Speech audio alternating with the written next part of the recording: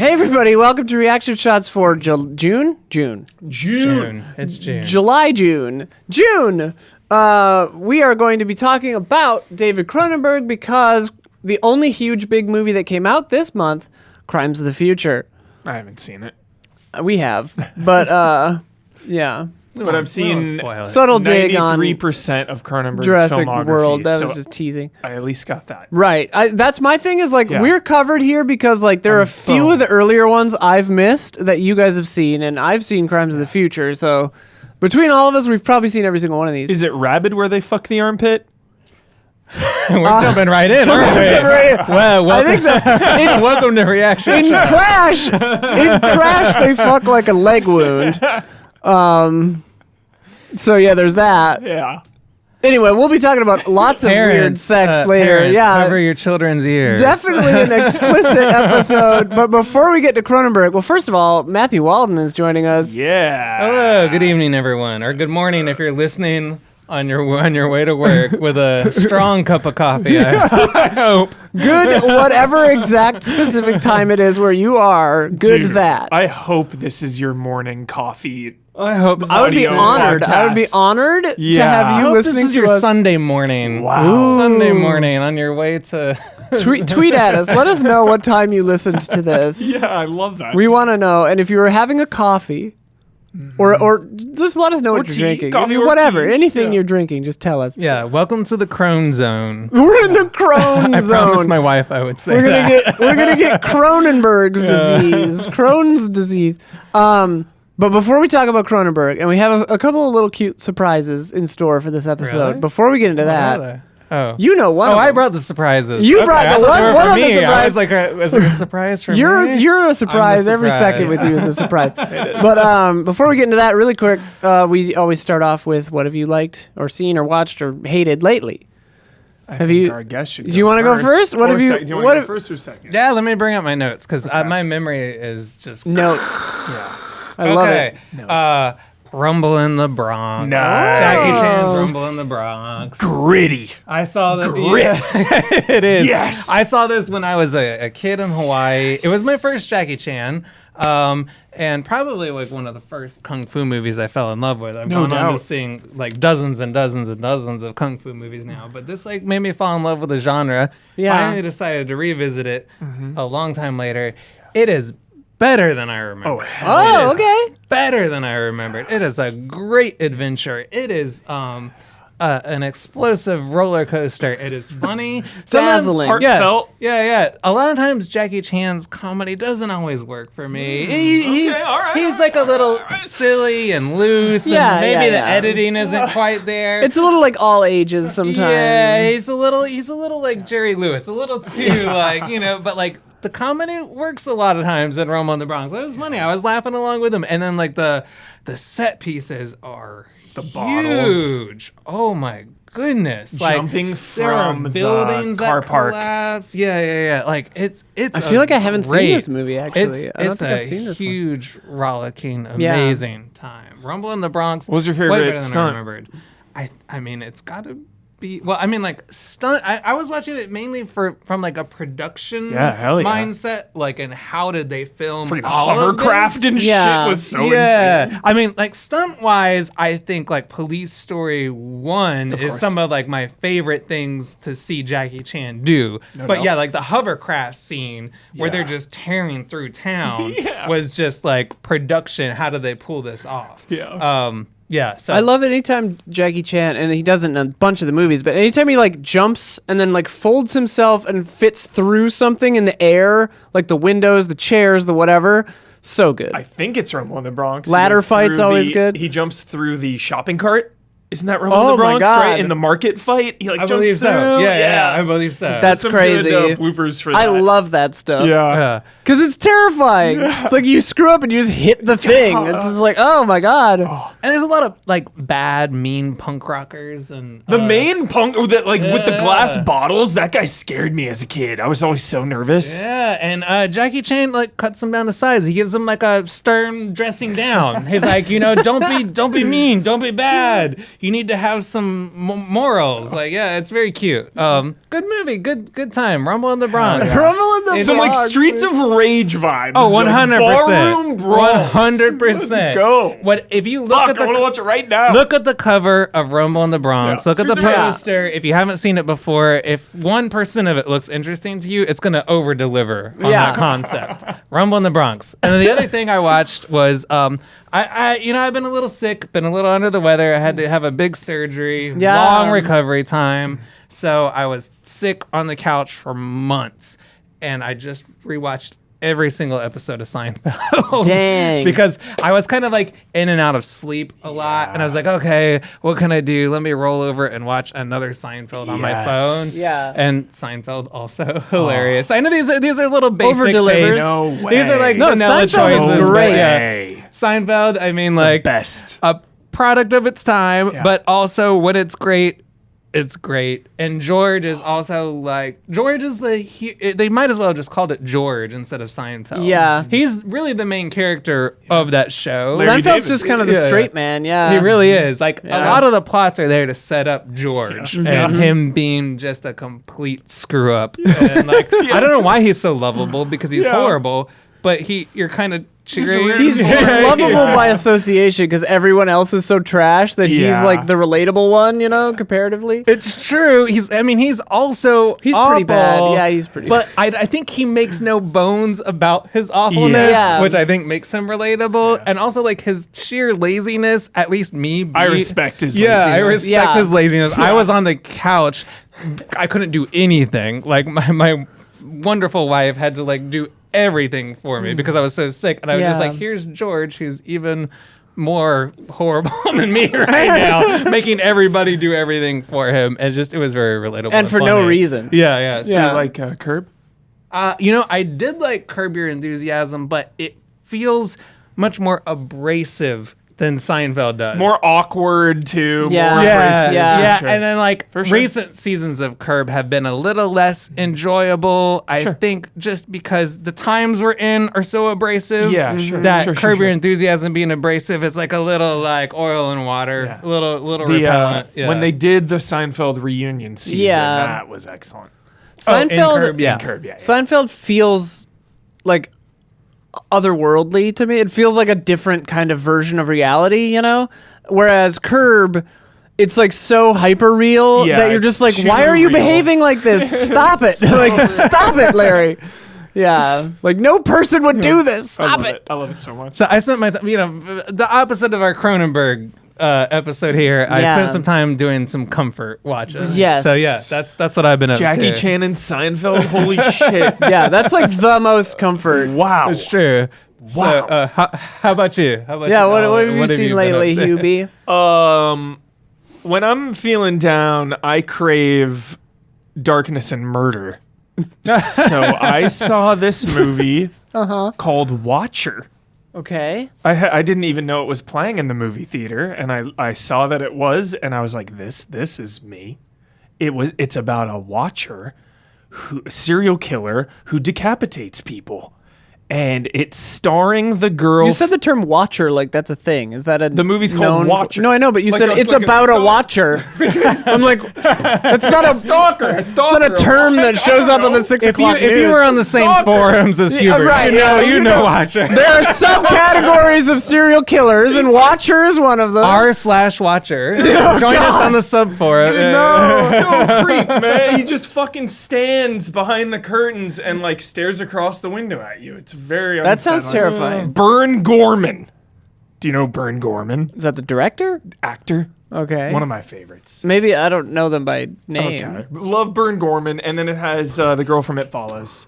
And it's about Oh, cool. which her career hasn't like blown up. I totally thought it would. She's amazing. It was awesome to see her again. I haven't really seen her in much since It Follows. And she crushed She it in this is movie. great in it. Yeah, she was really good in this too. Cool movie.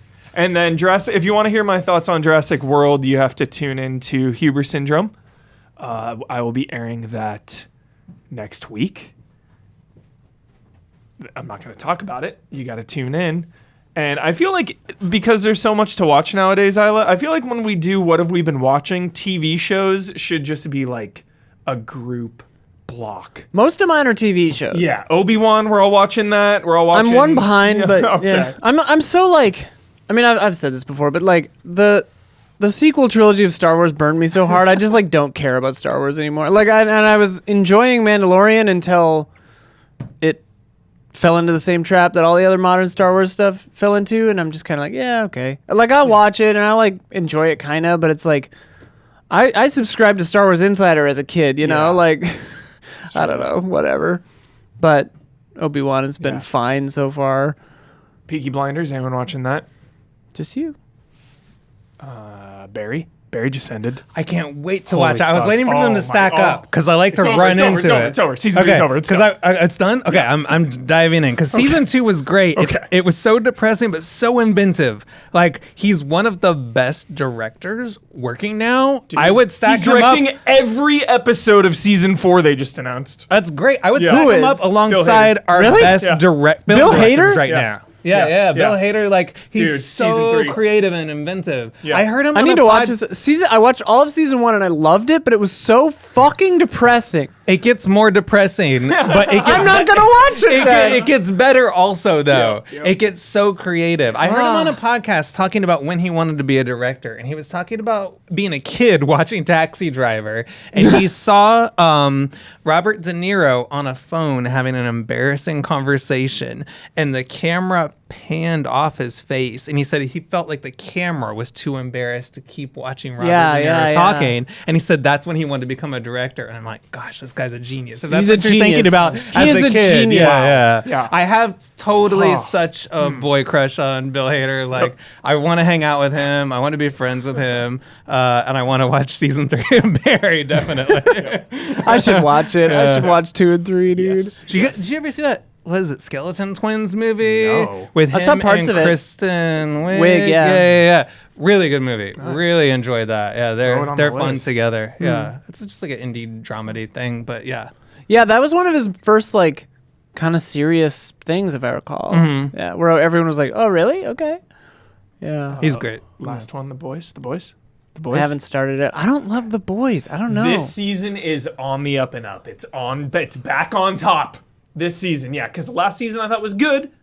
This season now there's been 4 episodes and I'm See, I loving found it. season 2 so annoying. Like Yeah. these This shows, season's so good. similar to like Westworld and stuff, where it's just like, just do the thing. Or like the first couple episodes of Moon Knight, I'm just like, we all know you're gonna do the thing. Just do it. Just get interesting. Skip to it. Have the robots go crazy. Become Moon Knight. Yeah. Get powers and start killing people or whatever the fuck you're gonna do in this boring show. Like, come on. Miss I'm not Marvel? impressed by gore. Love it. I saw the first episode of Miss Marvel and I loved it. I was Love it. shocked. 10 out of 10. I thought it would be like a chintzy little kids show, and it had so much style and pizzazz. And also, I loved seeing. I love looking into the lives of people whose lives are so different from my own, right? And it's like culturally a very different situation with her family and stuff than I grew up with. So it's just so nice to see that portrayed in a way that. Because you can always ham-fist it, and it seems like this show is doing what I prefer, which is just like, have everything just be how it is. Don't explain it to me. Yeah. Like, I gathered that, okay, this is what they call each other. That's a term of endearment. Like, you know, because she was calling, like, the kids this word. I don't remember it offhand right now. But, like, she called the friend that, too. And I'm like, okay, this is, like, a term of endearment. And, like, I loved just, like, learning that. Totally. You know, like, you don't have to explain everything. Wholesome. Totally a leap It, here. like, honors the culture more to just have it exist. Yeah. Because it's not like some fictional world where, you know, these are real people. Exactly. I also love that in sci-fi movies too. Hell yeah. Oh, Where Dune you is just amazing like at immerse this. me, like Yeah. in the thing. Dude, the new Dune, like, lives and dies on this concept because it's like, Dune is an impossibly complicated book, and they explain so much stuff by not explaining it. They're just like, no, yeah, these guys have lasers. We're not going to go into it. It's a whole thing, but like, you just gather that they're the only ones using those. Yeah. That's what's happening. It's the Harkonnen canon. Don't sweat it. You know, like, it's just like, yeah, like, that's how you do it. William Gibson's great about that too. Yeah, oh, I mean, yeah. obviously, so much different than like a movie. Very. William Gibson, yeah. this is my favorite fact about William Gibson, that he intentionally makes the first chapters of his books more obtuse and difficult than the rest of the book to like to like weed out the scrubs. Yeah. It's like if you can't get through this, if you're not enjoying this, you're not gonna like this book. Just stop. Yeah. And it's like I think that's so funny. I also watched Terminator 1 and 2. I forgot about that. I got this shit. You've seen those so many times. Yeah. That still counts. It counts. With movies like that though, you find something different each time, Every time. right? Probably. Is there something that grabbed you differently about either one of those this time when you watched them, right? Something that stood out and like, oh, I like that this time. No. No. I mean, I've seen it so many times. I appreciated them less. Dude, the first one is aging so fucking well. It really is. I God. didn't like it when I was younger, but now older, I definitely. I need to appreciate rewatch the it first because I one. tried Yeah, watching yeah. it when I was like a teenager, and after having seen 2 like 7 times. Yeah. And 1, I was just like, this is boring. What's happening? Same, and I like same as me, stopped but watching it. Now it's good. Yeah, I need to watch it as an adult. It is Yeah. like upsettingly good. Yeah. It is insane. It's just they got that indie movie vibe. Yeah. You know, that full on art. Just like 2 feels so Hollywood blockbuster, you know? Which is like awesome, cool. Yeah. It's fucking the T-1000 Yeah. and then Arnold like God tier. It's God tier. But just how much it goes into the like psychology of it all, the nuclear war, the time travel. Like I like just getting into the characters. Yeah. And just how dark and gritty it is. It's like one of the darkest movies ever made, in my opinion. Like when he is just crossing off Sarah Connors from the phone book systematically. Having killed them. So dark, Yeah. so intense. Love it. You get some of that in the milk scene in 2 where he's just, Sure. your mother is dead. Yeah. Your foster parents are dead So or whatever. The first one feels like a pulp sci-fi Yeah. paperback that you picked up at the library randomly from like one of those spindles that ended up being amazing on Right. accident. You're like, what is this? This is great. It's like missing a cover and you're like, I don't even know what this is. Yeah. Insane. It's great, yeah. Both movies, the last thing I'll say, the only thing that's aged horribly in both are the stunt doubles. Oh, The yeah. shots of the stunt doubles are so clear. Especially on you're watching them on Blu-ray. 4K. Yeah. Just the I did the Blu-ray for the first one, 4K for the second one, but they're just so clear. It's like so obvious. It's Makes like me think impossible about not to notice. makes me think about Spaceballs when they capture the stunt doubles. It's like, you idiots! Yeah. This isn't them. It's their stunt doubles. Yeah. Oh man, it's been a very busy day, so I haven't actually prepared notes the way I usually do for this episode. But yeah, I mean, I loved Stranger Things season 4 part 1. I didn't like seasons 2 or 3 really. I watched them, but like whatever. This one felt like it was back to what it should be. And they're setting up some stuff that's going to be really hype for part 2, which is coming out in 3 weeks, 2 weeks. Love that they did this. God. Well, yeah, and you've heard that part 2 of season 4 is like 2 episodes, and one of them is 2.5 hours long. It's like the longest TV episode ever or something. It's like 3 hours long. Crazy town. 10 out of 10. So that was fun. We talked about Ms. Marvel, which I was very surprised by. Obi-Wan. Obviously, I saw Crimes of the Future, but we'll talk about that in a minute. I rewatched Booksmart. Nice. Which I like. Hell yeah. I had COVID like 3 weeks ago, and so I was just alone in a hotel room for Good 10 pick. days. And so I watched Booksmart, and like stuff like that makes me like I love it, but it also just makes me so depressed because it's like I'm not young. I wasn't like a know. gay girl as a teenager. Like I missed out, you know. Damn it. Even though I probably got more play as presenting the way I did, but like I don't know. You can always look back and be like, oh man. I didn't get to be a sad, repressed girl as a teen. I was just a depressed boy. But, I mean, yeah, Booksmart is just such a fun movie. I watched a lot of Sphere Hunter on Nice. YouTube. Hell yeah. Yeah. I always feel there's like so many things I watch that I just forget whenever we do this. But, like, I don't know. Everything's been great.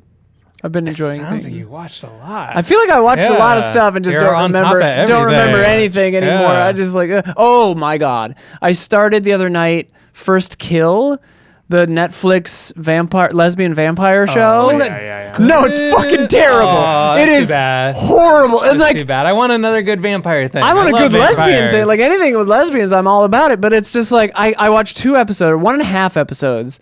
Felt like I watched 4 episodes. It's so unfortunate to me because the budget is so bad. Like the CG is horrible. It looks like it's like a bad episode of Buffy. Damn. But like the makeout scene that they do in the first episode was legit. I was like, this is hot. This is so hot. Like the way it was filmed and everything, and I'm just like, okay, like they obviously get that part of it. Mm-hmm. Like this seems realistic. This relationship seems chill. Yeah. And then it just cuts to like, it was even a thing where like, I don't know if they shot it like A unit, B unit, but like it felt like when they were shooting so it's about a vampire girl and a vampire hunter, like a hunter girl who hunts more than just vampires.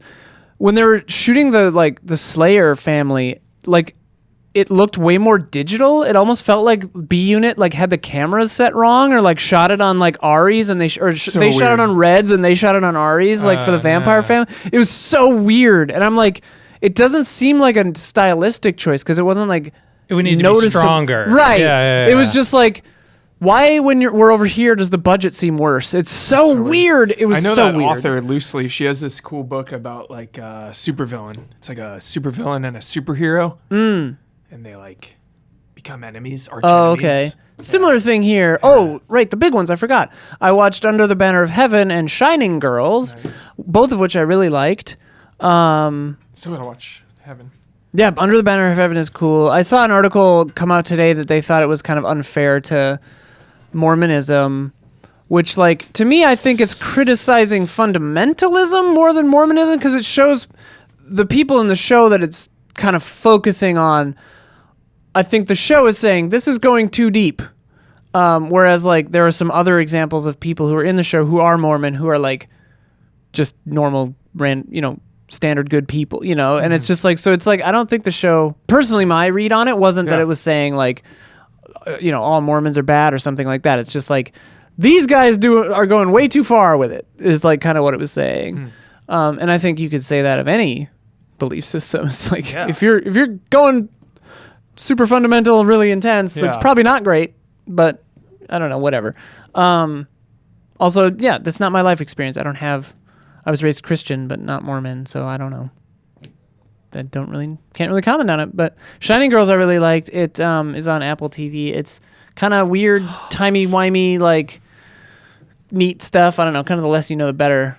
This is with Elizabeth Moss, right? Yeah. That did remind me, I saw Severance, all of Severance. Yo, Severance is so good. It's phenomenal. Severance is like unstoppably good. Does he have a check mark on... Oh, yeah, that's a blue checkmark show, according to Huber. He says only people with blue check marks talk about. He refuses to watch it because he's like, it's a blue check mark. No, I watched the first like two. Oh, right, it's too heavy. Like, it's too heavy right now. Wrong kind of heavy because it doesn't have watchers cutting people's heads off in it. Exactly. It has people with feelings in it, so it's like too heavy. I know what you mean, though. Yeah. That could be. I mean, circle back. I used to have a blue check mark, and then I committed blue check marks. Seppuku. I fell on the sword. What?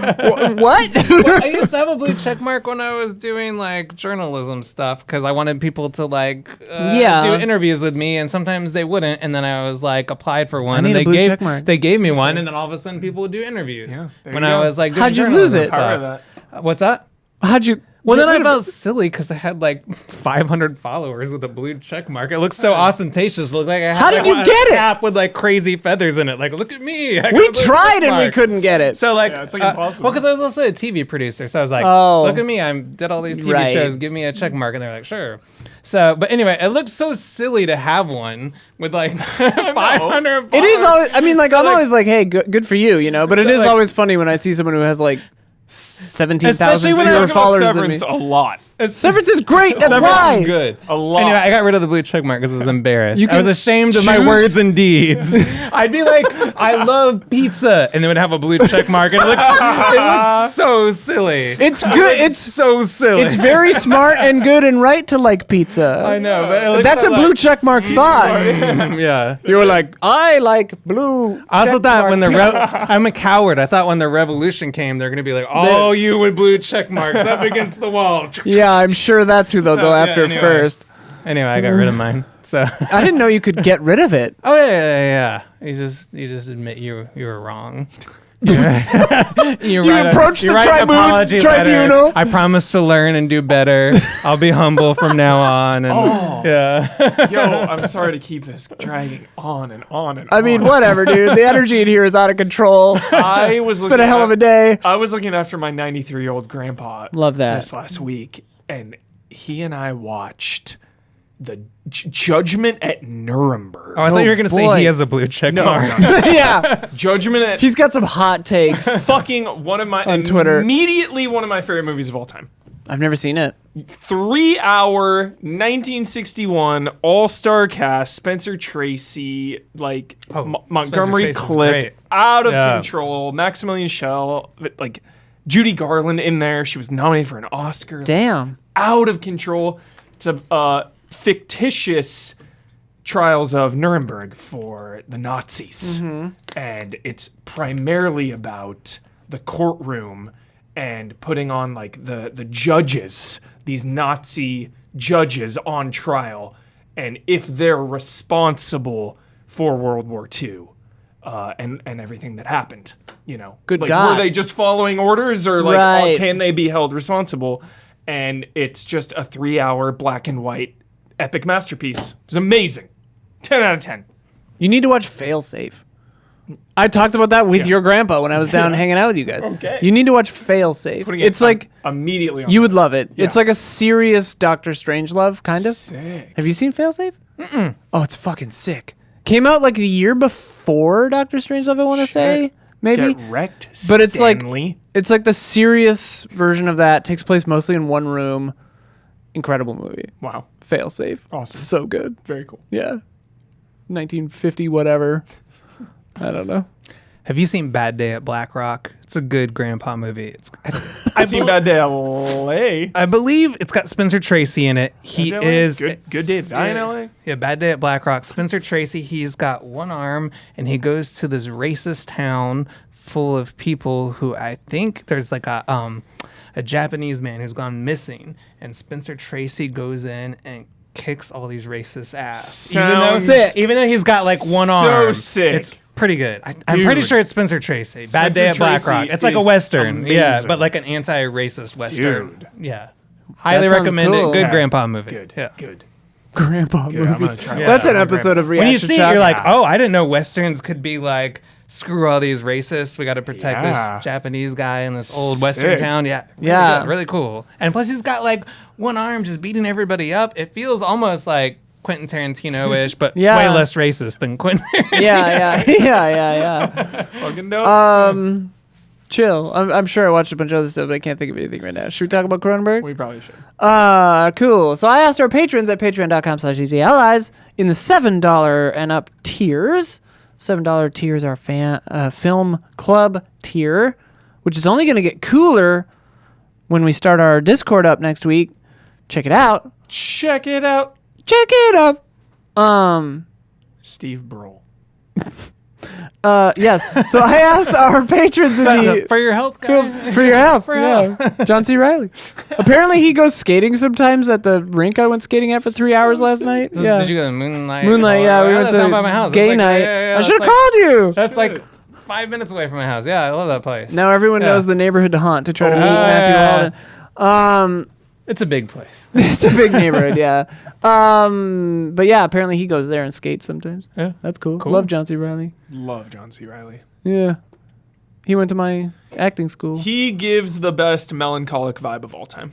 Sure. The man just seems like bittersweetly sad. Yeah. Tears of a Clown. When he acts, though. Tears Not of a Clown. Yeah. No, in real life, yeah, he seems very chill. Yeah. Anyways, I asked our patrons favorite some questions about Cronenberg. I'm gonna group everything in this episode together because a lot of the answers I saw kind of just grouped everything together themselves anyway. So I said, let's talk about Cronenberg. We can also talk about Cronenberg's kids movie, his child's, not his movie for kids. I was gonna say, his is son's movie, Possessor. I believe it's his son. Yeah. Yeah. We could talk about Possessor too, because whatever, half the people think it's made I by believe his Cronenberg daughter is directing a movie as well. Really? I don't know if it's come out yet. but I hope yeah. it's better than David Lynch's daughter's movie. Oh, boxing. I don't remember what it's called. Yeah, that one's weird. Boxcar Yeah, Racing. it was fine. But it wasn't bad. Anyway, so I asked our patrons their favorite Cronenberg movie. the sexiest Cronenberg movie and the nastiest Cronenberg movie, if different from above. I also asked them if Jurassic World Dominion has saved humanity, as Don claims it will. That looks like a Prince song. Favorite, sexiest, nastiest. Oh my God. FSN. FSN. Yeah. It might not should be be a that, but Prince I'm song. going to write a song called Favorite, Sexiest, Nastiest. Yeah, so favorite, sexiest, and nastiest Cronenberg movie is what I asked our patrons. And I figure we'll just read these and talk about stuff. And I don't know. This would be a less structured. It'll be more of an experiential episode of reaction shots, like a Cronenberg movie, sort of. Hell yeah. But yes. Very important. Should we just Come on, talk life. about Crimes of the Future right now? Well, because for Huber hasn't seen it. Yeah, think I we're don't not want to gonna spoil it. No, we're So I not think going to we can- spoil we it, can- so we spoil can it. talk about it. No, because the viewers. spoil we it. won't want to spoil it for them either. No, we're not going to Yeah, spoil it. this. We're not How going to about- spoil How it. about we briefly, hear me out here, we briefly talk about Cronenberg's vibes as a director, and then Yes. we say how Crimes of the Future Sure. kind of goes and builds on that. Great idea, because it certainly does. Yeah, Oh, because yeah. Cronenberg is widely known for sick-ass body horror, Yeah.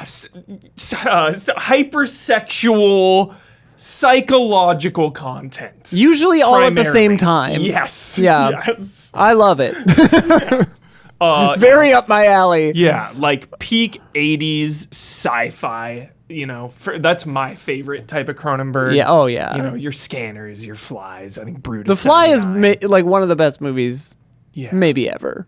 I love The Fly. Does Crimes of the Future lean into that? I would say that Crimes of the Future feels like a return Yes. to weird sci-fi roots. Cronenberg. Because he Yeah. got away from it. Yeah. Eastern Oh, he did. Promises, History of Violence, Doesn't- Cosmopolis even is Yeah. like pretty normal. Yeah. Yeah, I mean, they're still like super violent, interesting Cronenberg, but What's they're the not one like. with the therapists? The Hollywood one, it's like No, with Keira Knightley and I didn't see that. A one, Dangerous but- Method. Dangerous yeah. Method. I Yeah, saw yeah, that, yeah. and I was watching it, and I one was like, too, when's yeah. the Cronenberg stuff Yeah, happen? yeah. Like, what is this? Yeah. Yeah. that whole era, yeah. It's been He was 20 like, years yeah, since soft he's done it. Cronenberg. It He's- was really weird. Like a What? couple decades since he's done a science fiction movie. History of Violence and Eastern Promises They're though, sick. are two of the best. Yeah. Oh, they're great.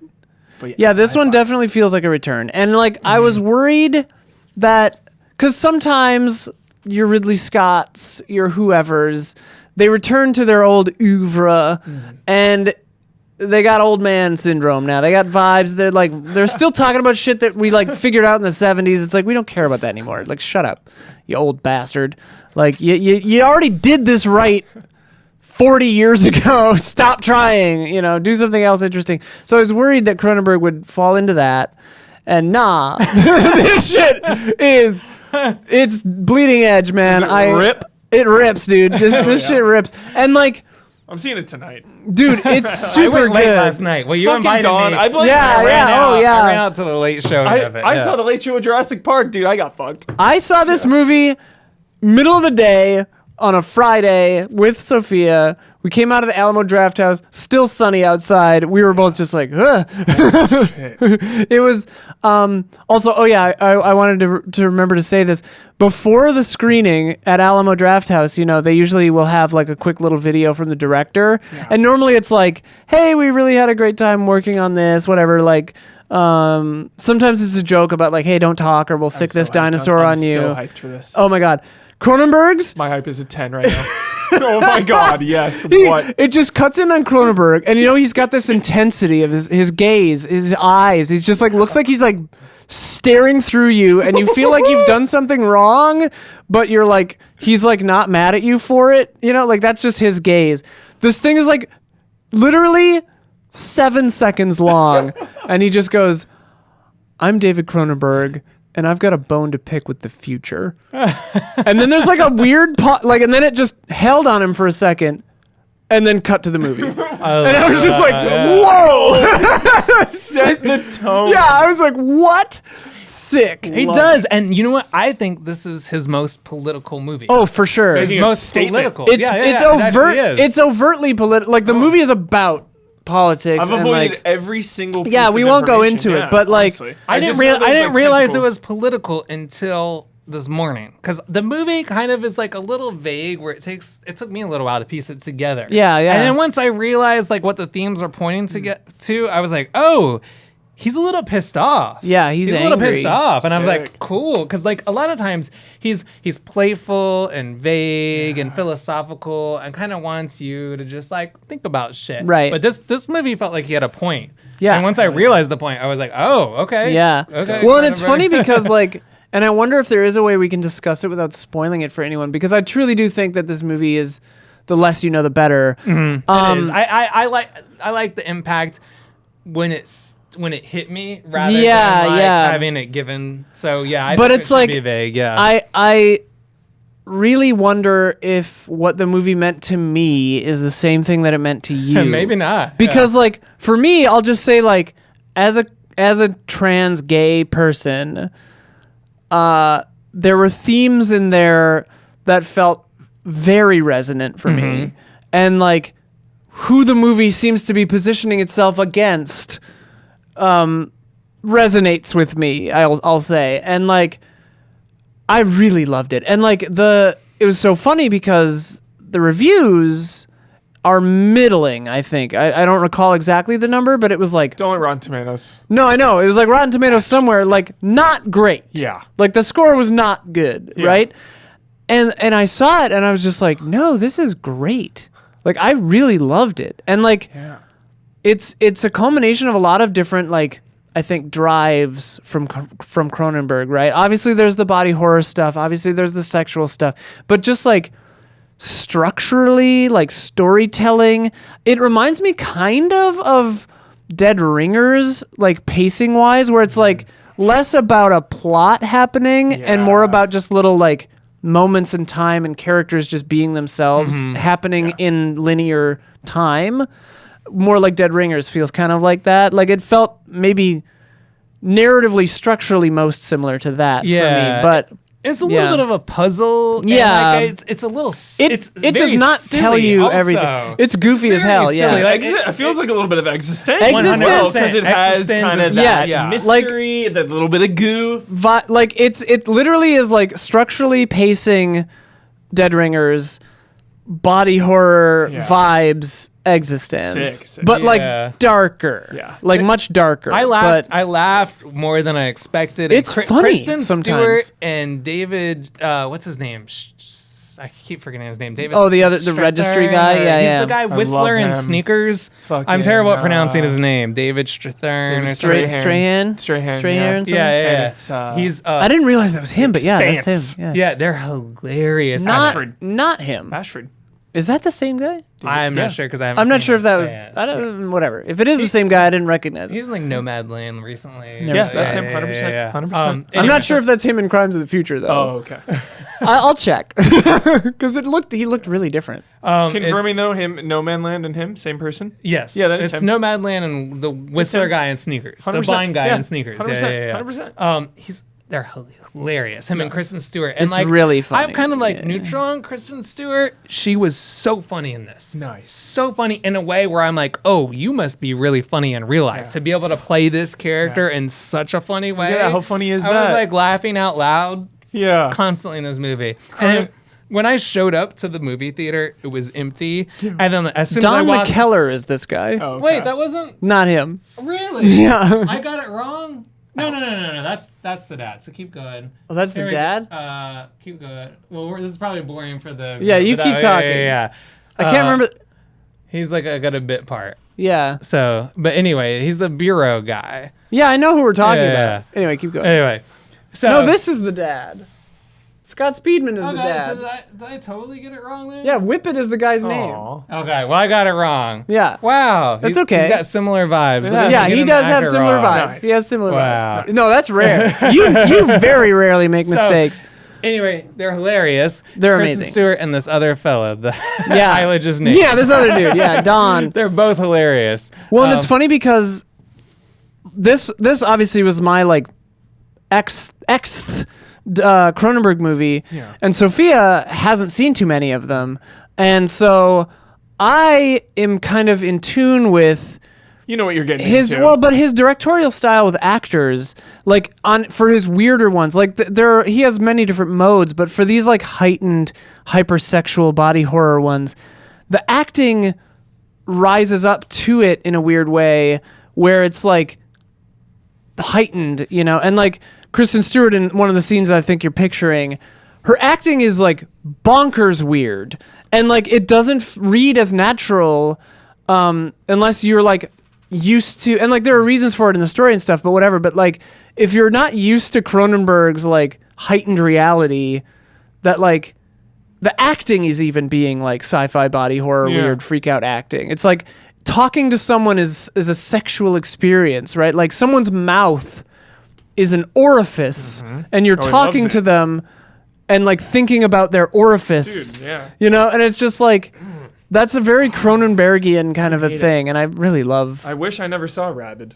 There's like a mouth and a fucking armpit, and like someone's like banging it out, dude. I hate that. I do not like Rabid either. I haven't seen that one. That's one of the few I haven't seen. Rabid might be my least favorite of his. Yeah. Right. Was that his first or his second? That's his second, I think. I think maybe. it's his second. I think it's his second. maybe. Shivers, I think, is the first. I never saw that one. It's like hard to find. Shivers is fun. Nice. Shivers is, I think that's also called They Came From Within. It's like a weird, they named it a couple different times. I saw a weird thing too fun. that seemed to indicate that Crimes of the Future might have been, this might be like, or it was an idea he had a long time ago. He made a short film. I didn't see. I haven't seen it either. Yeah, so this is an idea he's had for a long time. So he literally has a bone to pick with the future, because it's like, it was like early short film. So dope. And now it's this. And I wanted to wait to see the short film until after I'd seen the full one, because I want to kind of see in reverse the evolution of this idea. That's fun. I would say someone walked out. I was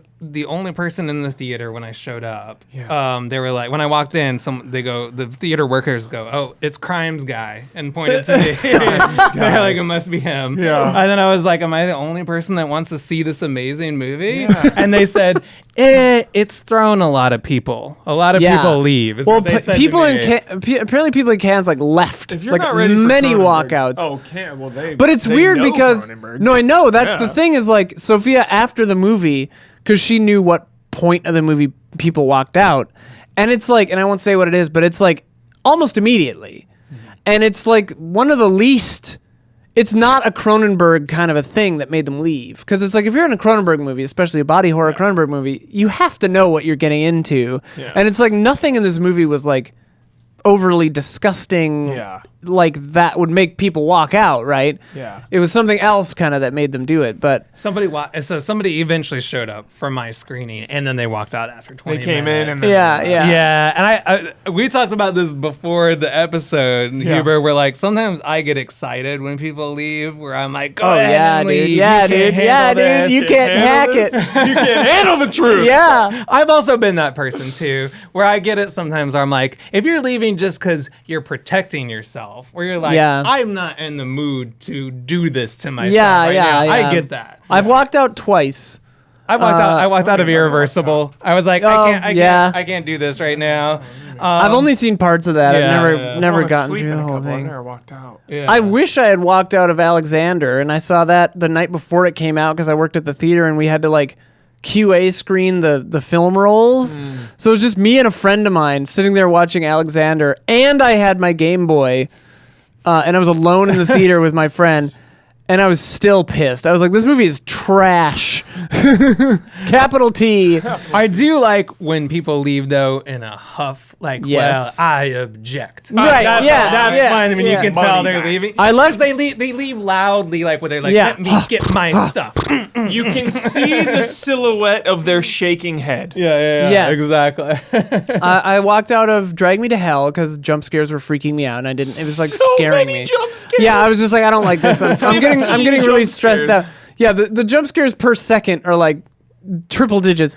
And then I walked out of Daylight, I think, because I was like getting an upset stomach. Daylight or Daybreak? Yeah, this is like a Daylight, the one with the flooding It's a tunnel. little white spider. That's a very Daylight. Cronenberg thing. I don't like Spider underwater with stuff. Ray Fiennes. Oh my! I never saw that one. That's another one I don't like. Fucking actually. hell! What? So I feel like, and this is a good thing to bring up, Dude, I feel like- fractured mind. I feel like sometimes he loves fractured minds. He absolutely. I feel loves like Fractured Minds. Cronenberg sometimes, and he's one of my favorite directors. Sometimes he can lean towards misogyny. Yeah. Sometimes, and not in all of his movies, but sometimes I feel like he explores like violence towards lots of people, Yeah. including towards women.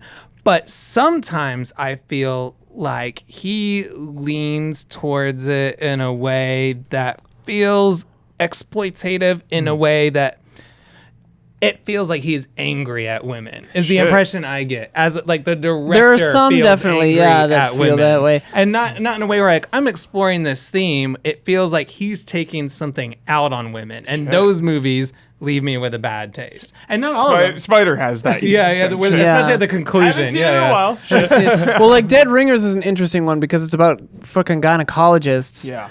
And that one I think rides the line. I don't remember. I mean, it's been a minute since I've watched it, but it like I don't remember it crossing over into misogyny. That one's a hard call for me. It's a hard call because it's about misogynists. It's true, and like that one for me, I feel like I'll let you as women tell Right. me how you feel about Like, it. to me, that's because about- like I don't ever have to go to a Right. doctor and have, Right. have that happen. So I mean, to me, it's like the characters in that are Yeah. definitely like not on the up and up about women. So it's, I don't know. This one is interesting to me though, because I think a theme, it's kind of interesting because you're not wrong, but another theme in a lot of his stuff is gender role reversals.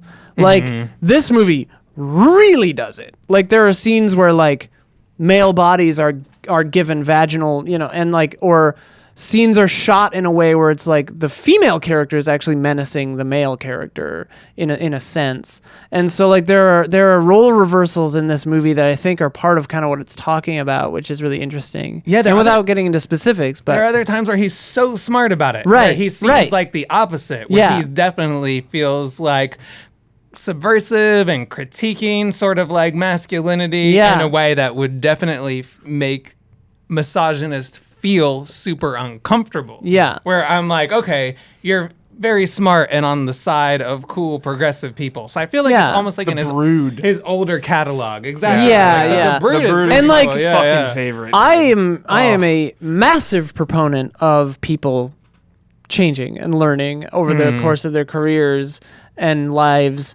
And like I think that mistakes should be learned from, not destroy you most of the time, unless your mistakes are, actually egregious, terrible things. But like, this one is so interesting because it definitely like is commenting on that. And like, loosely speaking, a movie about transhumanism and posthumanism like couldn't be misogynist because that would just fly in the face of the entire theme, and I think that's so interesting. And like, I think Crash kind of deals with that too in a way. Like there's some stuff in that where it's like when I was younger and stuff about cheating really used to bother me, like, and like it doesn't as much now, but like there were moments in that made me so deeply uncomfortable because I was like, I was feeling very possessive over like, that's the character's wife. Like that can't happen. Like what's happened, like, but now thinking about it, it's like, okay, like if they're all into it, like that's fine. And like, there are things in Crash that like mess with gender roles in interesting ways, and like I don't know. So it's so weird. He like sometimes does stuff very traditionally, sometimes too misogynistically, and then other times is like super chill about gender roles and stuff. So it's very interesting. It makes me wonder, like if he worked through some stuff or like if what was going on. Yeah, always. and I will say that like talking to a lot of my friends who are women who are super into film, the reads on Cronenberg are all over the map. Some love him, and some are like, I can't do it. He's too much for me. I've heard that for him. I read an interview with him about Dead Ringers, and he said that like he gets complaints from men all the time that men say dead ringers is misogynistic, and that women tell them they like dead ringers because they're scared of going to doctors, and that they were like, oh, thank you put my like fears in a movie. So like that to me is like that's a movie about the system being predatory and like these men taking advantage of women and stuff. It made me very uncomfortable. It's a super uncomfortable movie. uncomfortable. Yeah, it's And like hard and to just like the like objectifying and like trophyizing like feminine bodies and stuff that happens in that. Yeah. One of the few movies where you're just like relieved when it's over. You're just like, finally. Oh yeah. Most Crash too. Cronenberg Like movies, most I'm Cronenberg relieved movies. they're over.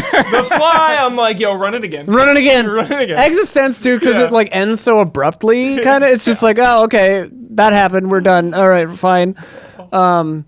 Naked Lunch is definitely That too. Naked Lunch and Dead Ringers are like that one's a chore, hardened dude. times, That is a chore. It's not bad, but it's just like, oh my god, we are steeped. I tried reading Naked Lunch. Oh yeah, Naked Lunch is kind of fun to read. I mean, like I that. maybe I could try like it again, that. but like, oh boy, I made it like halfway through, and I was just like, God, I haven't done drugs, so maybe that's my problem. Like, I don't know. Maybe that was my problem. Maybe. Well, no, but I was like steeped in reading Bukowski and shit at the time, and like all that kind of stuff. So I don't know. It feels like Burroughs would have fit in, but We haven't talked about Videodrome yet, which actually Yeah. that's my Videodrome. favorite. Oh, that's your favorite? Yeah, that's the top of my list. I've seen it. It's been a minute since I've seen it. I remember not liking it the first time and then really liking it the second time. No, we don't want a Windows update. tape you. in flesh. I mean, I love him, like, the practical effect. And it's like, you can see how they do it, but like when It's he's like so kissing sick. the TV, it's like so funny. I love it. It's so important. Like, I cannot stress enough how important David Cronenberg's science fiction is to my entire life, because like Scanners, The Fly, Videodrome showed me a side of movies that like I didn't know about at the time. Yeah. Like practical effects, science fiction that's saying something that just has a vision and is so like the visuals line up with what is trying to be said. Just so one of a kind. David Cronenberg's filmography. when did you get into Cronenberg? College. Like San Francisco's amoeba, just combing through that video store. Just like, Yeah. dude, I'm going through all of his movies. Let's go. Starting at like the earliest and just going through. But even before that, actually, that's when I got into going through Cronenberg's movies. The Fly was just a sick fucking movie I liked growing up. yeah. I saw that as a kid. Yeah, Yeah, I saw The Fly as a teenager. 10-year-old teenage you is just like, yo, The Fly, there's nothing like it. Like, then I saw the original, the black and white one. I still haven't seen it. I've never seen it. It's so... Cronenberg's is better. It's so low budget. You can like see the helmet that the dude is wearing. But like, Yeah. one of my biggest fears, like you're scared of underwater structures. Yeah. Giant fly eyes. It's nasty. That's mine. It gets me. So the original is just like a big fly head, you know, Yeah. and it's terrifying. Yeah. Whereas Cronenberg's is like a mutant, you know, brindle flying. Like, Yeah. Yeah. I just remembered about Fast Company. I was in Cinephile, the video store here in LA, with Sophia. We were in there. We were looking around for something, and then I was looking up at the TV, and it was like a racing movie. And I was like, "What?" I was like, "What is this?" And I was like, because it was like kind of interesting, like cool shots and stuff. And the guy was like, "Yeah, this is Fast Company. It's a David Cronenberg movie." And I was like, Yeah. Oh, I forgot What? about Yeah, the that. racing His one. racing movie. Yeah, it's like a definitely never saw Canadian that. Yeah, racing yeah. movie, and it's like pretty straight ahead. Yeah. And he made it like after Rabid Yeah. and Shivers and stuff, and I was just like, "What?" Yeah. I'd never even heard of it up to that moment. And we just stood there in the store watching it, and it was just a normal Just ass. fine, yeah. To my knowledge, I've never actually sat down and watched it, but I was just like seeing it in this video store, and I was so like, funny. David That's- Cronenberg made a race car Some movie. like hired gun. Or Yeah, I was like something, you know? early in his career, like yeah. Yeah. And then he made The Brood, and it's The like, and then Scanners, and then Videodrome, and then Dead Zone, and then Fly, and then Dead Ringers, and then Zone. Naked Lunch. And it's just like, Like, oh, okay, you took off after that. Like definitively him and Carpenter, best 80s sci-fi. I mean, those two are like the two to me. Yeah. Like growing up, like It's like that's unmatched. in college, it was always like Cronenberg, Soderbergh, you know, Yeah. Carpenter, you know, like those are like the fun, like yeah. David Fincher snuck in there later, like with more like drama stuff for me. Yeah. In that kind of like category, I don't know. I grouped them together. Those four for some One reason. I always throw in with Cronenberg, even though it's not, is Reanimator. Oh yeah, no, Just that's the vibes of it. what's his name? Stanley Yeah. something. I've met him actually. Nice guy. No. I can't remember his name right now. I met that actor too a couple of times. He's super cool. You know what's funny is I do not enjoy any of the violence in Cronenberg's movies, Yeah. but I need for it to be there Yeah. because it adds so much potency. Eastern Promises. It adds so much potency to the rest of You're the right, movie, yeah. and it adds so much tension for me to know it's coming. Well, and it adds so much charge to the Yeah. philosophical themes. Charge is the right word. And what'll happen is a lot of times, almost all of the Cronenberg movies I see, I walk out of the theater and I go, I don't think I like that. Yeah. And then like a day or two later, I'll be The like, next day, you're like, that was an amazing movie. And what'll happen is those like horrible violent scenes will just glue to my brain, and they'll like roll around. Well, like, there I mean, forever, what you and said they'll is, like, draw me back. the They'll draw me back to philosophical- think about it more. Yeah, And they're it like keys mixes to- with yeah, the yeah. philosophy of it. Yeah. I'm thinking of one thing right now, and I think I challenge you to come up with a better one to highlight this exact thing. Brundlefly vomiting on that man's foot. Mm-hmm. Vomiting on the foot. It sums up the transformation, the Brundlefly I hate that transformation. moment so much. It's But so intense. every time you've talked about the fly tonight, that's the image that Yeah, comes to my yeah, mind. yeah. And it's funny because like Dude. for me when I think of the fly, I think of Or that on like his keyboard also. Yeah. oh yeah when he's like "Bleh," just yeah. I think vomit. like but what you were saying is so true because like to me the fly is about like the tragedy of loss and like losing control of your body and illness and all this kind of and like the loss of love and potential because of like chronic illness or death or whatever. And it's like the graphic imagery, the violence, the disgust shores up those elements and makes them visceral. And it's like you feel Yeah, you the feel loss it all. and the pain, you know, and it's just like that's because of how intense it goes. And like sometimes I think it's more effective than others throughout his whole body of work, but like by and large, yeah, it's just like it's so necessary for it, and he's saying something with it. Like there's a big difference between, and like obviously not every moment is like super poignant or whatever, but like I think that on the whole, yeah, he's using the body horror and the like disgust and the violence to shore up what he's saying instead of just like sensationalizing it and having it be there to be there, you know, and like sell tickets and It's whatever. both repellent and attractive Exactly, at the yeah. same time. You were being harsh on the boys at the top of this episode, but this season, the shocking gore violence has such a strong purpose. Does it? Yes. Like a lot of the that's part of what I don't like about the boys is that a lot of it is just sensationalized and like shock, like gross out stuff, and it's just like sometimes, obviously, even in the boys, that's like meaningful and impactful, like when his girlfriend gets exploded in the very first episode, but like.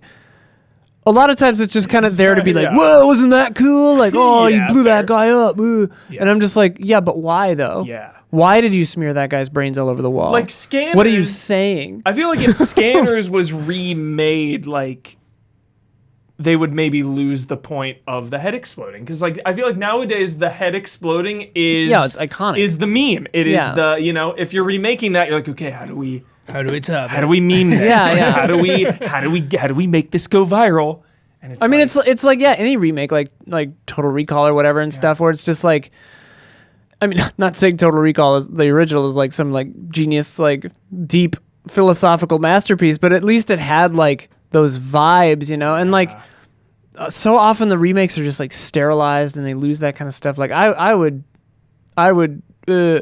not put high hopes in anyone trying to remake a Cronenberg movie, like to keep anything from it. Like, no, I can't even imagine. also, why would you? I Like, can't what even would be the imagine that. point? So- Yeah. At this point, so much of culture's violence has probably eclipsed what Cronenberg has done in intensity. Like Yeah. back in the day, Cronenberg probably was at the cutting edge of like, this is the most Crash extreme like stuff. blew people's know. minds. But now, Sometimes I think less is more. yeah. So I was gonna ask you, what do Yeah. you think it is about his stuff that still makes it so potent? Because Feelings. Crimes of the Future, Feelings, yeah, emotions. Feelings. Yeah. yeah. Like- You think so? Like you Yeah. can do like Green Inferno until your eyes come out of your head, and it's like if I don't give a shit I about don't these give a shit. people, Exactly. Yes. and also like was it you and I talking about this, or maybe it was Sophia and I talking about this, where it's like there's a weird trend in horror movies where they like to, or maybe you and I were talking about this while writing, but like there's a weird trend in horror movies where they like to make you dislike the characters. Was that us? Yeah, we were talking about that. Yeah. Where you just like hate everybody, and then who gives a shit? If Right, they then it's die? like because like I think their idea is, oh, it'll be fun to watch these people you hate get railroaded, and it's like, sure, like that works sometimes. Like Cabin in the Woods, like that works because the vibe is so funny anyway. But Yeah. like, that's a tough one to pull off. I think you can pull it off, but it's a tough one to pull off. for Brad me. and I have like one of my favorite inside jokes of all time with Brad is about Insidious 3, which nobody gives a shit about. Yeah. Our inside joke is I wanted her to live. Because it's a horror movie and the lead girl is like being possessed and like you care so much about her. You're Yeah, like, please yeah, be okay. And we came out of it like, dude, that movie is fucking 10 out of 10 amazing because you care about one character. I was saying Yeah. when someone dies in a horror movie, I want to go, no. Yeah, I want to exactly. go, no. And like then when you rewatch it, you're like willing it to happen different. You're like change, do something. Oh no. So this brings me to my tweet I want to read, which is hilarious and not a spoiler.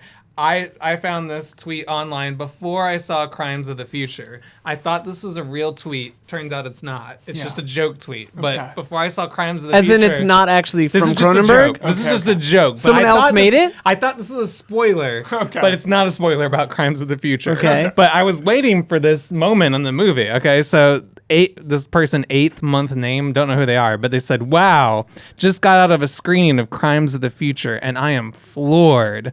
Had no idea how Nipple Man would tie into a complex story about pleasure and mortality, but Nipple Man will have you crying, laughing, and cheering. He makes the whole film work. Bravo, Cronenberg.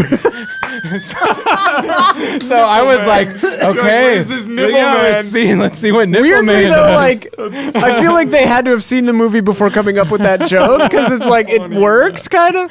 It was like early before the movie was released widely, so I was That's like, are so they can funny. or what's Yeah. the deal? But That does sum no up the Nipple Man. vibe. So That I guess does maybe that sum is a up- spoiler. No Nipple No, Man. yeah, Sorry. there's no Nipple Man. Sorry. There's an Ear Man. Is that a spoiler? Yeah, there are earmen. I think that he's in the trailer. There are nipples in the movie, male and female, and child. Yeah, enough to go around. Anyway, skip Yeah, that. whatever. Yeah. It's a crazy movie.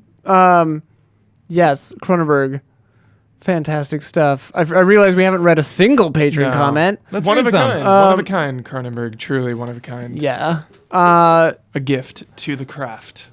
absolutely. That's the thing. Yeah, it just feels so Unique every single time. It's unique. like, yeah. His hand is so steady. Yep. Steady at the what is it? Keel. Steady at the wheel. Yeah. Like more. Is this blasphemous? More defined of a filmmaker. None of that is real. You can than say like anything you Steven want. Spielberg. Like a Cronenberg movie is just like so Cronenberg. They're just very different. But I Yeah. mean, like I hear what you're saying, and Yeah. I don't disagree. So Oh, Cronenberg. in the Twitter game, you have to give up whatever.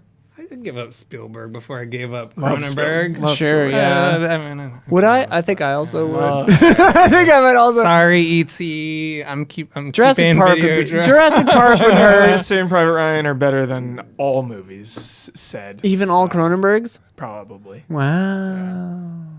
You did pose a serious challenge. I forgot. To me, about it's that. like. To me, when it comes to like awkward sex and like weird shit, Cronenberg and early Soderbergh, like, you know, videotape, like just so good. But anyway, Weird shit. So a refresher, I asked our patrons favorite Cronenberg movie, sexiest and nastiest, Favorite if different sexiest, from nastiest. sexiest. Fave sexiest, nastiest. David Warren says Videodrome's the sexiest and maybe best. Long live the new flesh. Long live the new flesh, indeed. Yeah. D's butts. My answer is The Fly to all of the above. Hell yeah. Logan Tosse. I never say your name right. I read that as if Possessor was a kid's movie, and I was very confused. Yeah, I wrote it as we could talk about his kid's movie too, but it's the movie made by his kid. History of Violence is the only one of his I've seen, so my answer for all of the above. Great movie. History of Violence. Do you still feel like we're both going to talk about it? You want to go? Let's both talk about it at the same time. I have a okay, yeah. question to I'll make a brief statement where I had a weird movie-going experience with History of Violence where I was enjoying it, and the person next to me hated it. I remember and this. was like making like a show of hating it. He was just like, "Ugh, give me a break. like I don't think he spoke, but the whole movie he was like, like doing the gestures, right? So like the annoying. what? And like it was a very weird thing because I was just like. The vibe of that movie was very heightened and very weird, and the acting is very stilted. But then at the end of it, I remember, like you said, during it, I was like, do I like this? I'm like, this is so bad and weird, it has to be on purpose. And then the next day, I was like, yeah, that was great. Mm-hmm. And he just hated it the whole time because like the choices were so on the nose. It's like Shutter Island to me, where it's like the filmmaking is so bad and obvious that it has to be on purpose. And then once you know what the movie's about, you're like, okay, yeah, that was on purpose. My theory about Shutter Island is I actually just think Shutter Island's bad. I think it might just be bad. He swung and he missed. It might just be bad. But like, there are so many things where it's like the editing is so bad that it must be on purpose. The green screening and compositing is so bad that it might be on purpose because I felt like they were pointing you to the artifice of the filmmaking to signal something to you, which fits the movie if you know what I'm talking about. But like, maybe it was just a shitty movie. I don't know. But Shutter Island. Yeah. History of Violence though is a similar way where like everyone talks weird and acts weird and nothing seems right, and it's like, okay, you're just doing the comic book thing or something. I don't know. I was going to ask if you movie. still think we get stories like that. I feel like History of Violence is like respects the audience. Yeah. I feel like it's like, yo, keep up. It's up. restrained, yeah, and it takes time to do the thing. And you don't really you kind of just get dropped into it. You don't really know all the details. It's been a minute. I only saw it that one time, but yeah, I remember being like, "Oh wow, okay, yeah, it builds up to the thing. Nice." Yeah, I like that tension.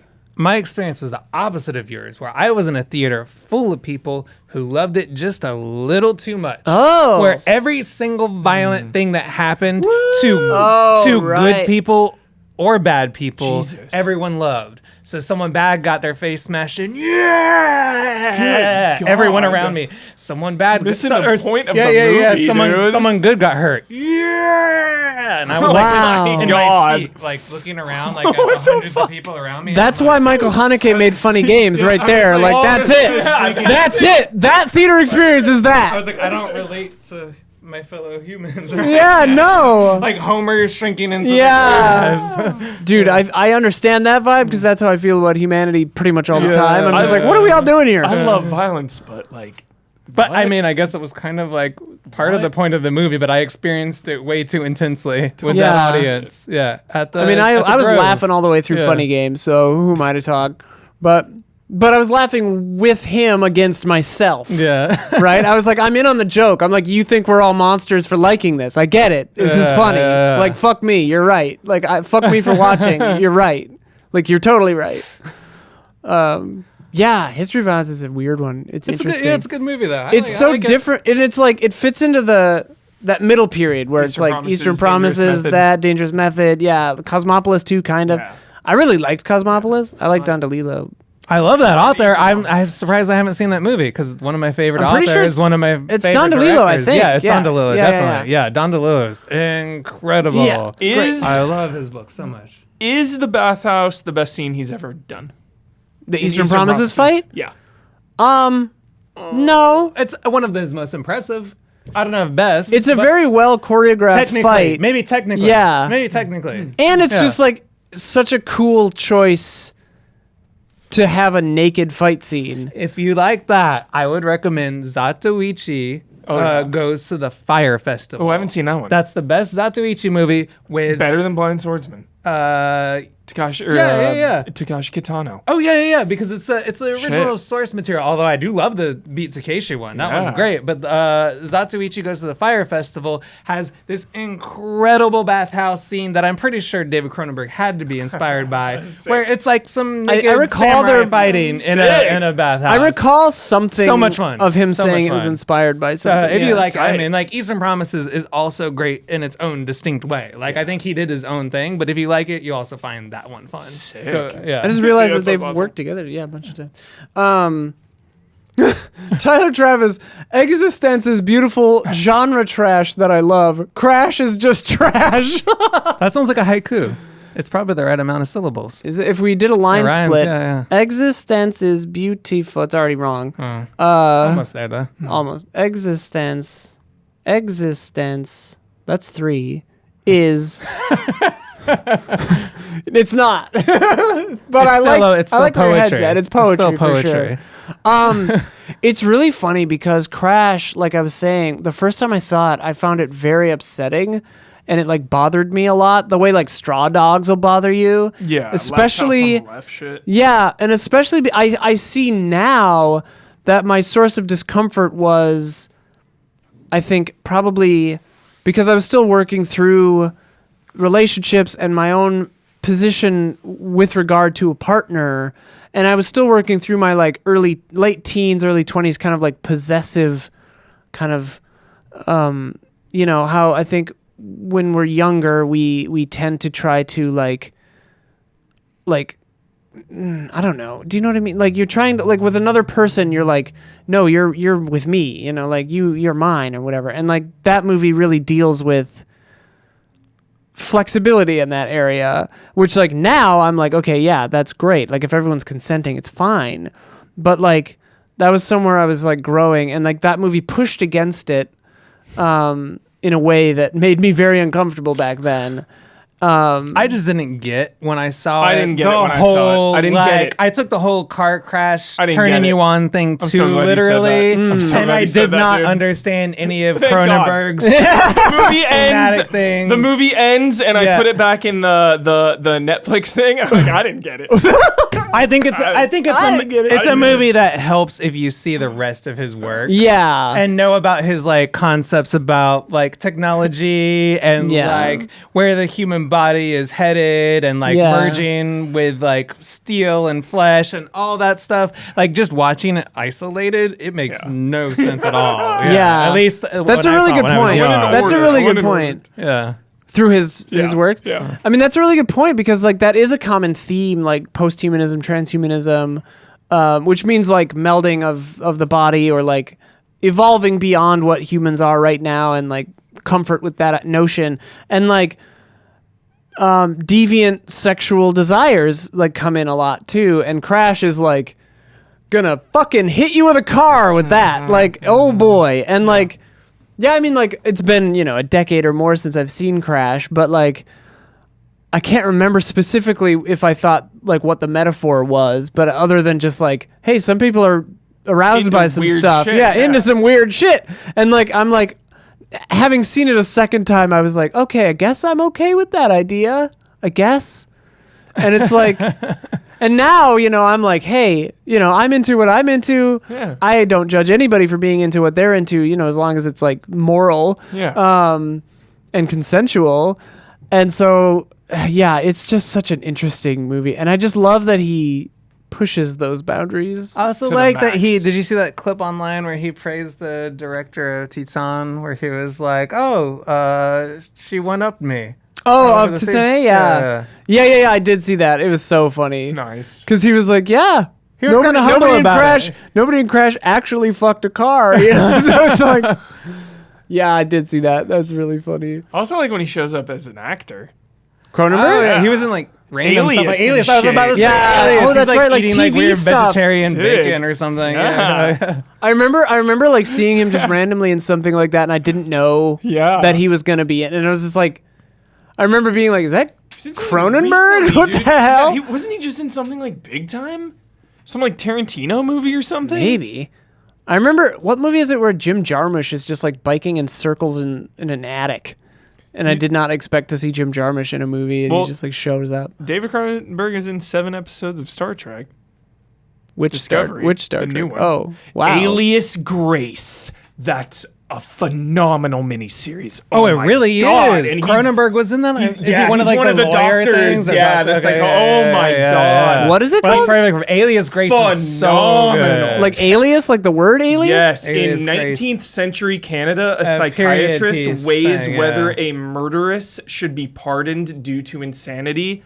It is a freaking Whoa. It's really good. That yeah, sounds yeah. cool. It's like 4 or 5 episodes. Something 6 like that. episodes. Yeah, Ooh, yeah. breezy. Love that. incredible. It's a Based cool on character study. It's based on yeah. Margaret Atwood book. Oh, it's become a little questionable lately. Wait, but has that is she? Yeah. Really? Unfortunately. What happened? Which, I mean, I really loved her. She's written so many great things. I really liked Oryx and Crake and all those. She's Mad like Adam. a little borderline turfy. Fuck! I know. Like, I don't know what it is. I don't Damn know why it. all these people start doing this shit. Yeah.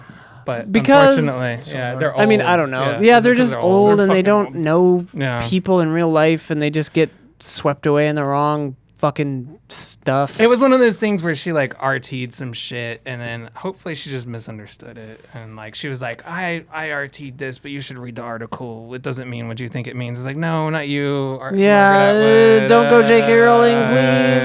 Sounds eerily familiar. Yeah, it does. Honestly. It's Anyway, the miniseries is good, and Good show. this was made well before she. This was made like Yeah, 8 yeah, years yeah. ago. So It was good. yeah, It's- I mean, well, it's weirdly Yeah. weirdly appropriate for Crimes of the Future because it's just like, as someone who some people just don't think is a person, it's resonant. Whatever. Whatever. Tra-la-la. The Man Who Likes. I like that name. That's cute. I've only seen The Fly, and Jeff Goldblum is definitely sexy. really is. But by the end, he's kind of nasty. He really Also, I love that. Also, I first saw the film when I was 8 years We old and all almost did. threw up in the arm wrestling scene. It was popping. How did we all see The Fly when we were 8 Dude, years yeah. old? Oh, yeah. Who was responsible my for that? mom Yeah. made me watch it with her. She was My like, dad. check this out. Yeah. It's crazy. It was a very mainstream movie, and then I think like Yeah. Right, that's the Yeah, crazy yeah. thing. The Fly, Yeah. like, somehow, like, got into the everything. Because the original was big, like the black and white. It Yeah. was a Well, and big- Jeff Goldblum was big at the time, and Gina Davis, right? Yep. Andy McDowell. Gina Davis. Gina Davis, yeah. The Fly is so goddamn It's good. so good. It's one of my all-time favorites ever. I think it's. Ever, I ever, think ever. it's one of his. Not counting his like middle period where it was like just making normie movies, but like, not judgmentally. But The Fly is also like his most accessible, probably, Yeah. of his like weird Gonzo body horror freakout movies. I'd recommend it to anyone who has a Yeah. passing interest in science fiction Yeah. or film. At Like all. it's Yeah. it's the perfect entry point Yep. into body horror. Yes. I think Existence gets a little too heady and isn't really that much body horror. And obviously Crash and all of those are like too sexy. Like, but dude, yeah. Halloween, put it in the queue. Bring it around. Bring it around this year. Yeah. The Fly, throw it in there. The It's month of weird because October. The Fly- watch it on an empty stomach. Or a full eat it- stomach. don't eat a I get big nauseous meal. when I have nothing in my don't eat a stomach. big meal. Yeah, is what I'm yeah, saying. yeah, yeah. Don't go to like a big Italian restaurant. Eat a and- bunch of like grayish green food. a lot and of then, oatmeal. Yeah, and like some spinach and like Oh no. some crab I'm getting legs. grossed out. It's funny because The Fly, like, it's body horror, obviously, but like I don't consider it scary, except for that it's like the most terrifying movie because it's about like your body betraying you, yeah. and it's about like illness. Like It's I it's equate about it to like getting illness. kind of like getting old, which is It's about he made it when he was aging. It It younger. lingers in your mind. It's It really about does. like having a health problem, you know, It- like any. That's body horror in general, just It- your body turning on you. It also has my number one all-time explanation for teleporting. Ever. Ever. The best ever. Yeah, you just go in this pod and it breaks your cells down and then it rebuilds them in this one. Yeah. I buy it. I believe it. Sure. I believe I mean, it. the base As far premise- as a movie in the 80s about like sci-fi shit, dude, it's Yeah. so well done. I love It is that. so funny because the core premise of the teleportation pods and the fact that he would be genetically spliced with a fly is so funny because it's like, yeah, wow, like I didn't think about that. Like you'd have to be really careful. But then it's like there are microbes on everything. Like every time you teleported, you would change. And it's like, I mean, I guess like maybe the movie acknowledges that, but at the same time, it's like, it's kind of drawing a line on like, okay, organisms above the size of a gnat will mix with you, but other stuff won't. It's like, I don't know. Sure. When he sends the monkey, dude. You can ruin it for me. It's fine. I'm not trying to ruin it. I'm just saying, like, there are life forms on everything. There are billions of little microbes in your face. Yeah. You know? Like skin mites or whatever. You can't do anything about them. Scrub your face until your skin falls off. They'll still be there. Don't look them up. They're weird. I mean, they're great. They help you, but... Yo, reboot The Fly. The Fly 2 sucks. Don't reboot The Fly. Reboot The Fly. Just watch The Fly. The Fly should get the Apes treatment, dude. Like, legacy sequel or reboot or something. I mean, I would be interested in someone taking the idea of that teleportation and doing something else with it.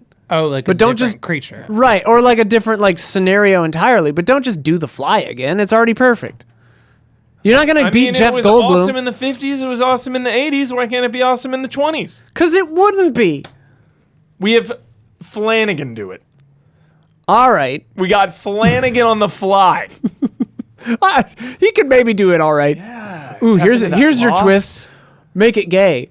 Make it lesbians. Of course I'm in. Would be, of course. Here's a question. If you loved someone so much, would you both go in the pod together? Become a freaky hybrid together? The same entity? No. No. Because part of the joy is the flesh of the other, as Cronenberg will tell you. Colt Smith, favorite Cronenberg movie. Ooh, another topic I really love to talk about. So this scale, because it's impossible to pick one. The Fly obviously sits high. It's a bit of everything that makes him great. Body horror, good character, something wild going on, etc. Eastern Promise is probably the best shot and has some incredible performances throughout. Unreal. Videodrome is fantastic, and as it is Disturbed. Existence is just plain great. And Cosmopolis is really well shot, really well acted, and decent into psychology, and a descent into psychology. Yeah, I love Cosmopolis. It got kind of shit on for being like a one-room movie. And Pattinson had Twilight baggage at the time. Dude, I know. There was so much Twilight baggage going into that. Yep. Cosmopolis was the movie where I was like, yo, Pattinson, okay. Yep. Yeah. I need to see this. You thing, need to 'cause you Delilla's will like love my, it. Like, You will second love it. favorite author. Oh Like, yeah, dude. I think about. I mean, I talk about Delilah, that White Noise moment all the time, where it says they're taking pictures of taking pictures from Yeah, White Noise at the yeah, barn. It's crazy they got Kristen Stewart in this one. Look Did at you hear that. the like Twilight? Noah Baumbach White Noise cost like $140 million to make? It's coming out next year, like with Adam based on the Driver. book? Yeah. Oh, I didn't know about this. Adam Driver and Greta Gerwig coming out next Noah year. Baumbach with $140 million? Yeah, it sounds COVID budget, bizarre. COVID inflation. What would cost COVID, that? probably COVID. Is it the movie just No talking idea. and driving around, or the book? Yeah, I mean, have no idea. Sounds I haven't read it a bizarre. long time Anyway. ago, but COVID has ballooned budgets. yeah, probably yeah. Sexiest Cronenberg movie: Cosmopolis, Crash, Videodrome. They're all sexy. Yes, that was my. They're all sexy. They're all sexiest and they're all nastiest. Nastiest they give to Videodrome for sure. I think Crash is maybe the nastiest, but and has Jurassic World saved humanity? Gets pretty nasty a little Oh bit. yeah. Alfie Smith, favorite The Fly, too iconic to ignore. Sexiest, can I say an acting role for the disappearance of Clifton Hill? I'll use my favorite review quote of all time from British critic Pete Bradshaw to explain. A young woman haunted by her past gazes thoughtfully out over a dark stretch of water. Suddenly, there is a ripple, and someone in a frogman's outfit emerges, splashes up onto her, removes his mask, and oh yikes, yikes, and triple yikes, it's only David Cronenberg, that's all. I need to see that. I don't know what that is.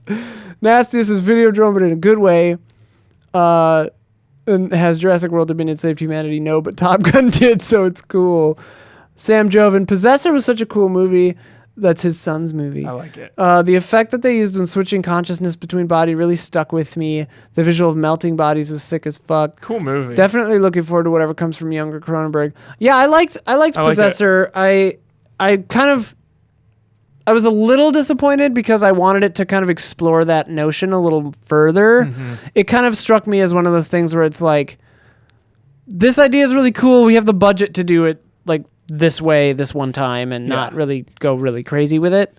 But it was neat. It feels to me like whatever the second movie is going to be great. Is the feeling I got from it. It felt like a little flat thematically, but like visually very inspired. And like also very bold. Like I was like a lot of it. I was like, oh, this is almost too intense for me. Yeah. And Jennifer Jason Leigh was wonderful So as good always. in that. She's She was so always great. incredible. She's so always nuts in great. there.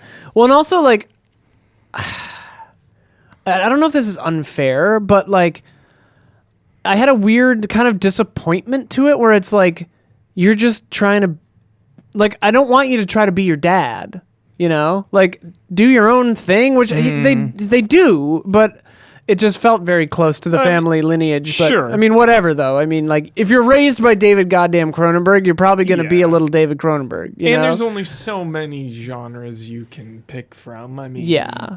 Also, to get Sci-fi funding as a body horse. Cronenberg, you do a Cronenberg. But, you know, Rick and Morty made the name Cronenberg into a verb, so it's like okay. Conrad says, I have a gaping black hole in my filmography when it comes to Cronenberg, so I'll keep it short for once. Favorite is The Fly, easily top 10 80s horror movie. Set the standard for body horror. Sexiest and nastiest is Naked Lunch. Ooh, maybe I agree with that. That one's nasty. Side note, one of the cool things about Naked Lunch is how much it differs from the book. Yeah, very different from the book while retaining the spirit of it. Makes me think that Cronenberg taking on something from Hunter S. Thompson would be pretty cool, like interpreting Kingdom of Fear. Ooh, yeah, that would be cool. Yeah, that movie is very different from the book. The book is like a bunch of little weird chapters, and they're all insane and bizarre, and this one actually gives it a story. I love the living typewriter. The whole notion of that. The bug typewriter is so funny. Oh. Hey man, nice shots. Favorite Cronenberg? First Cronenberg I saw was Existence, which I rented from the video place when I was probably 13, not knowing anything about it, but it looked cool. Clearly I was unprepared for what I was about to watch. It felt weird, it felt dirty, but it also felt special, and therefore always had a place in my heart. The context of the time is so important. Yeah, it's a very like late 90s vibe. Yeah. Okay, have you watched it? Like I haven't seen it in like maybe 15 years. It's been a minute. It's I remember really the gun. sad if you watch it now. Really? Yeah, it's sad. Like because it's like very relevant. Did It's it like about- predict a lot of stuff? It's like about weird video gamer anger. Yeah, and, yeah. and like about women game designers. Yeah. It's about like they like try to males taking out their anger on Yeah. like women game designers. Yeah. And like the blurring of lines between like if I recall, there's violence like a and terrorist reality. group Yeah, that yeah. like tries to destroy her for being a woman, basically. Yeah. Yeah, and it's like, how did you know this, David Cronenberg? Yeah. Cronenberg, I mean, Prophet. you brought up William Gibson earlier, and like Cronenberg feels like him, where it's like very prescient stuff. Like a lot of times it feels like, it's like his movies always feel like they're ahead of the curve, right? Like 10, 5, 15 years ahead of the curve, where you're just like, wow, okay, yeah, you really saw this shit coming. Like, geez. Videodrome also feels for that sure. way. Even though it's based on VHS, somehow being in such an outdated format allows it to not feel outdated. Like if he was doing some kind of Johnny Mnemonic stuff where it's like, put this microchip Right. in. Yeah. Oh my gosh. I've got this microchip is 125 gigabytes or megabytes of So storage. Terminator 1, like being outside the line of Right. like, because Terminator 2 just feels like a modern movie. So Yeah. it's like, oh, it's kind of, it's aged in a weird way, whereas like Terminator exists. Well, and this is what I always say about video games, where it's like if you make an artistic style choice, Yeah. you'll be ageless, right? Like Symphony of the Night looks just as good right now as it always has, whereas like original Final Fantasy VII, right? Like definitely aged, and it's like Cronenberg has that vibe too, where it's just like, yeah, he's outside of time and space because it's just like this exists in the world of existence and nowhere else. This exists in the world of Crash, even, where it's like gritty, nasty, gross 90s stuff, but also like this doesn't feel like our reality. It's like the Crash reality where we're like crashing into each other and banging each other. You know, it's Here's just like, my weird Fisher Price Flesh Pod rainbow keyboard. yeah, device. for You're controlling a Stark autopsy machine. Yeah, it's just like it's incredible stuff. It's so weird. I love it. Sexiest according to Hey Man Nice Shots is The Fly. Shirtless Jeff Goldblum. Hello. Yes. And I say this with full conviction as a heterosexual male. Yeah. Yeah, I'm gay as hell. Jeff Goldblum could hit it. Nasty is Cronenberg. They're all nasty and we love it. Correct. Random side note, what the hell? IMDb tells me Cronenberg had a part in Jason X. I believe that. I yeah. wouldn't be surprised. Yeah. I feel like Cronenberg, like, it's so funny. He does seem to be, and I don't know him. I don't listen to a lot of his, like, I haven't seen a lot of interviews or whatever, but anything I've seen of him talk, he seems, I mean, he talks exactly like my Uncle Walt, who talks kind of like my dad did. So, like, I get that vibe off him, too. But, like, he just seems like he's kind of not taking things too seriously. a lot of times. Extremely avuncular. I'm glad you brought up Uncle. Extremely avuncular. Yeah. I did meet him, not to brag.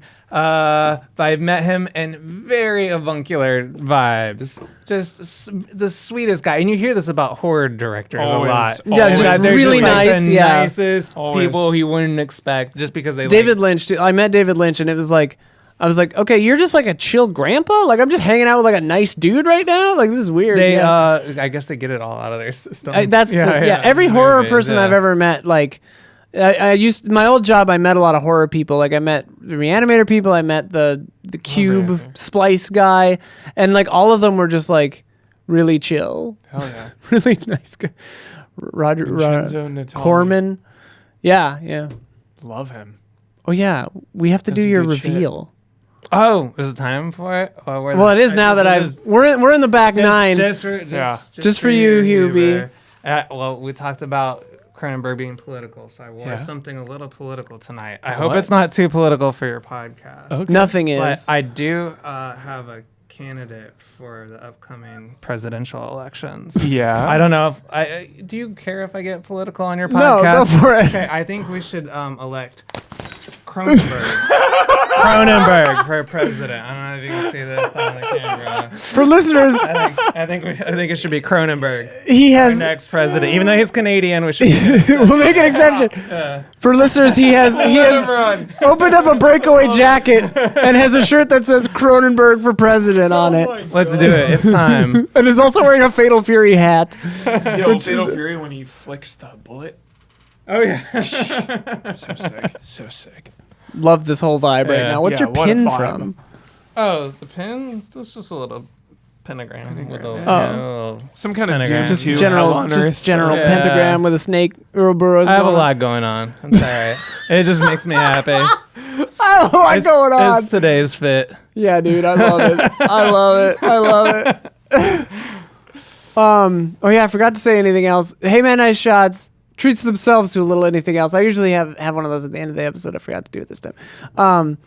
I went and saw Men last weekend. I haven't seen it yet because Isla seems so excited about it. And after watching the trailer, I was hooked. Loved the uncomfortable weirdness, the beautiful shots, and whoa, God, that ending. Thanks for bringing it to my attention. did Isla. you watch it? I haven't even seen it. I missed Yeah. it. Garland, I've missed it. I Everything missed came it. out. We got a Garland It movie. came. we got a Well, I got Cronenberg COVID movie. right when it came out, so I was just like, okay, I guess I can't leave this hotel for 10 days. Shit's crazy. So, yeah, I want to see Men. I guess I'll have to wait for it streaming now. I think they're doing like one screening a day still at the Alamo, so maybe I could catch it. Sorry, Alex. Seems divisive. A classic Alex Garland too. Like his stuff for me, always like almost gets there. I've said this before. Yeah, and I'm right there with you lately. Devs did it for me. God, Annihilation did Devs. it for me. Where it's just like Annihilation almost also, yeah. great, Yeah, and it yeah. ends up just being fine. Yeah. I loved Annihilation actually. I'm I'm such a like fucking fangirl for the books that like the movie. It was hard for me to divorce the books from the movie. For I me. like both. I read the book first, and then I like the movie in its own weird different way. Yeah, that's the Yeah, thing. yeah. It's like you have to watch them so differently because like I just got hung up on the movie being basically about the opposite thing from what the movies or the books are about. Like the books are about embracing change, and the movies are about like a bent towards self-destruction, kind of, and like self-destruction. right. But it's I don't know. You said that so casually, mid yawn, self-destruction. like almost like you're filing your nails, like But yeah, I'm hyped for Men. like a villain. I'm hyped for Men. yeah. Drop the bombs. I'm hyped for Men, and like what got me hyped on Men is the email I got from A24 that just the subject line was just "Yes, all men," and I was just like, "Whoa, shit, okay." Like, it's weird too because Men strikes me as one of those movies where it's like, this seems like something a woman would have directed. Like, the premise of it seems like you get the fear. You know, I was having a conversation with someone on Twitter. They DM'd me because I had said something about like how I didn't want to go there are certain states where I just won't go right now that I'm trans, and like, you know, and they were like, hey, like, I kind of feel that way too. Like, you know, I live in this state and like whatever, blah, blah, blah, not to get into their business, but like, I think they kind of didn't like that I had said that. And I kind of clarified. I was like, look, I'm saying that from a standpoint of safety for myself. Like, I can't go to a state that's making legislature against people like me. Yeah. And it's like, I feel bad for people like me who live there. And it's just like, I just choose not to go there because it's like walking down an alley at night as a woman. Like, you have to assume every man is a danger because, like, even if they're not, the one that is. So you just have to be safe. You just can't not, right? And it's like that. And like this movie, like the premise of Men, just judging from the trailer, I haven't seen it yet, but like it's such an interesting style choice to make all the men played by one man. Yeah. And just like the implication of that is just very interesting to me. I wonder how the movie goes into it and if it misses the mark or not. But like really interesting stuff. I don't know. Ex Machina is cool. I was Enslaved Odyssey to the West is cool. The game? Oh, yeah, that is a good game. Did he write that or something? Really? I didn't know that. Yeah, he wrote DMC also. DMC, like, fuck you, fuck you, fuck you? Yeah. Really? Yeah. That's hilarious. Isn't that crazy? I didn't know that. I think he might have just done the story for one of those, or that one. Not the screenplay. But Whoa. yeah. Well, I'm glad this podcast doesn't have corrections. Because we don't have to worry about being right ever. Yeah. What were you going to say? Oh, this comment has a really great thing that I love about This Cronenberg upcoming comment? from Hell yeah. Juice Mofo. Read it. Well, Cronenberg is definitely one of my favorite directors. And it's a long comment, but the thing that I like Read it. here, well, it says that Cronenberg movies feel cozy to me, like a warm blanket. Oh, yeah, me too. Especially when they 100%. inevitably get real sad at the end. The man probably does pathos better than any other director living or dead.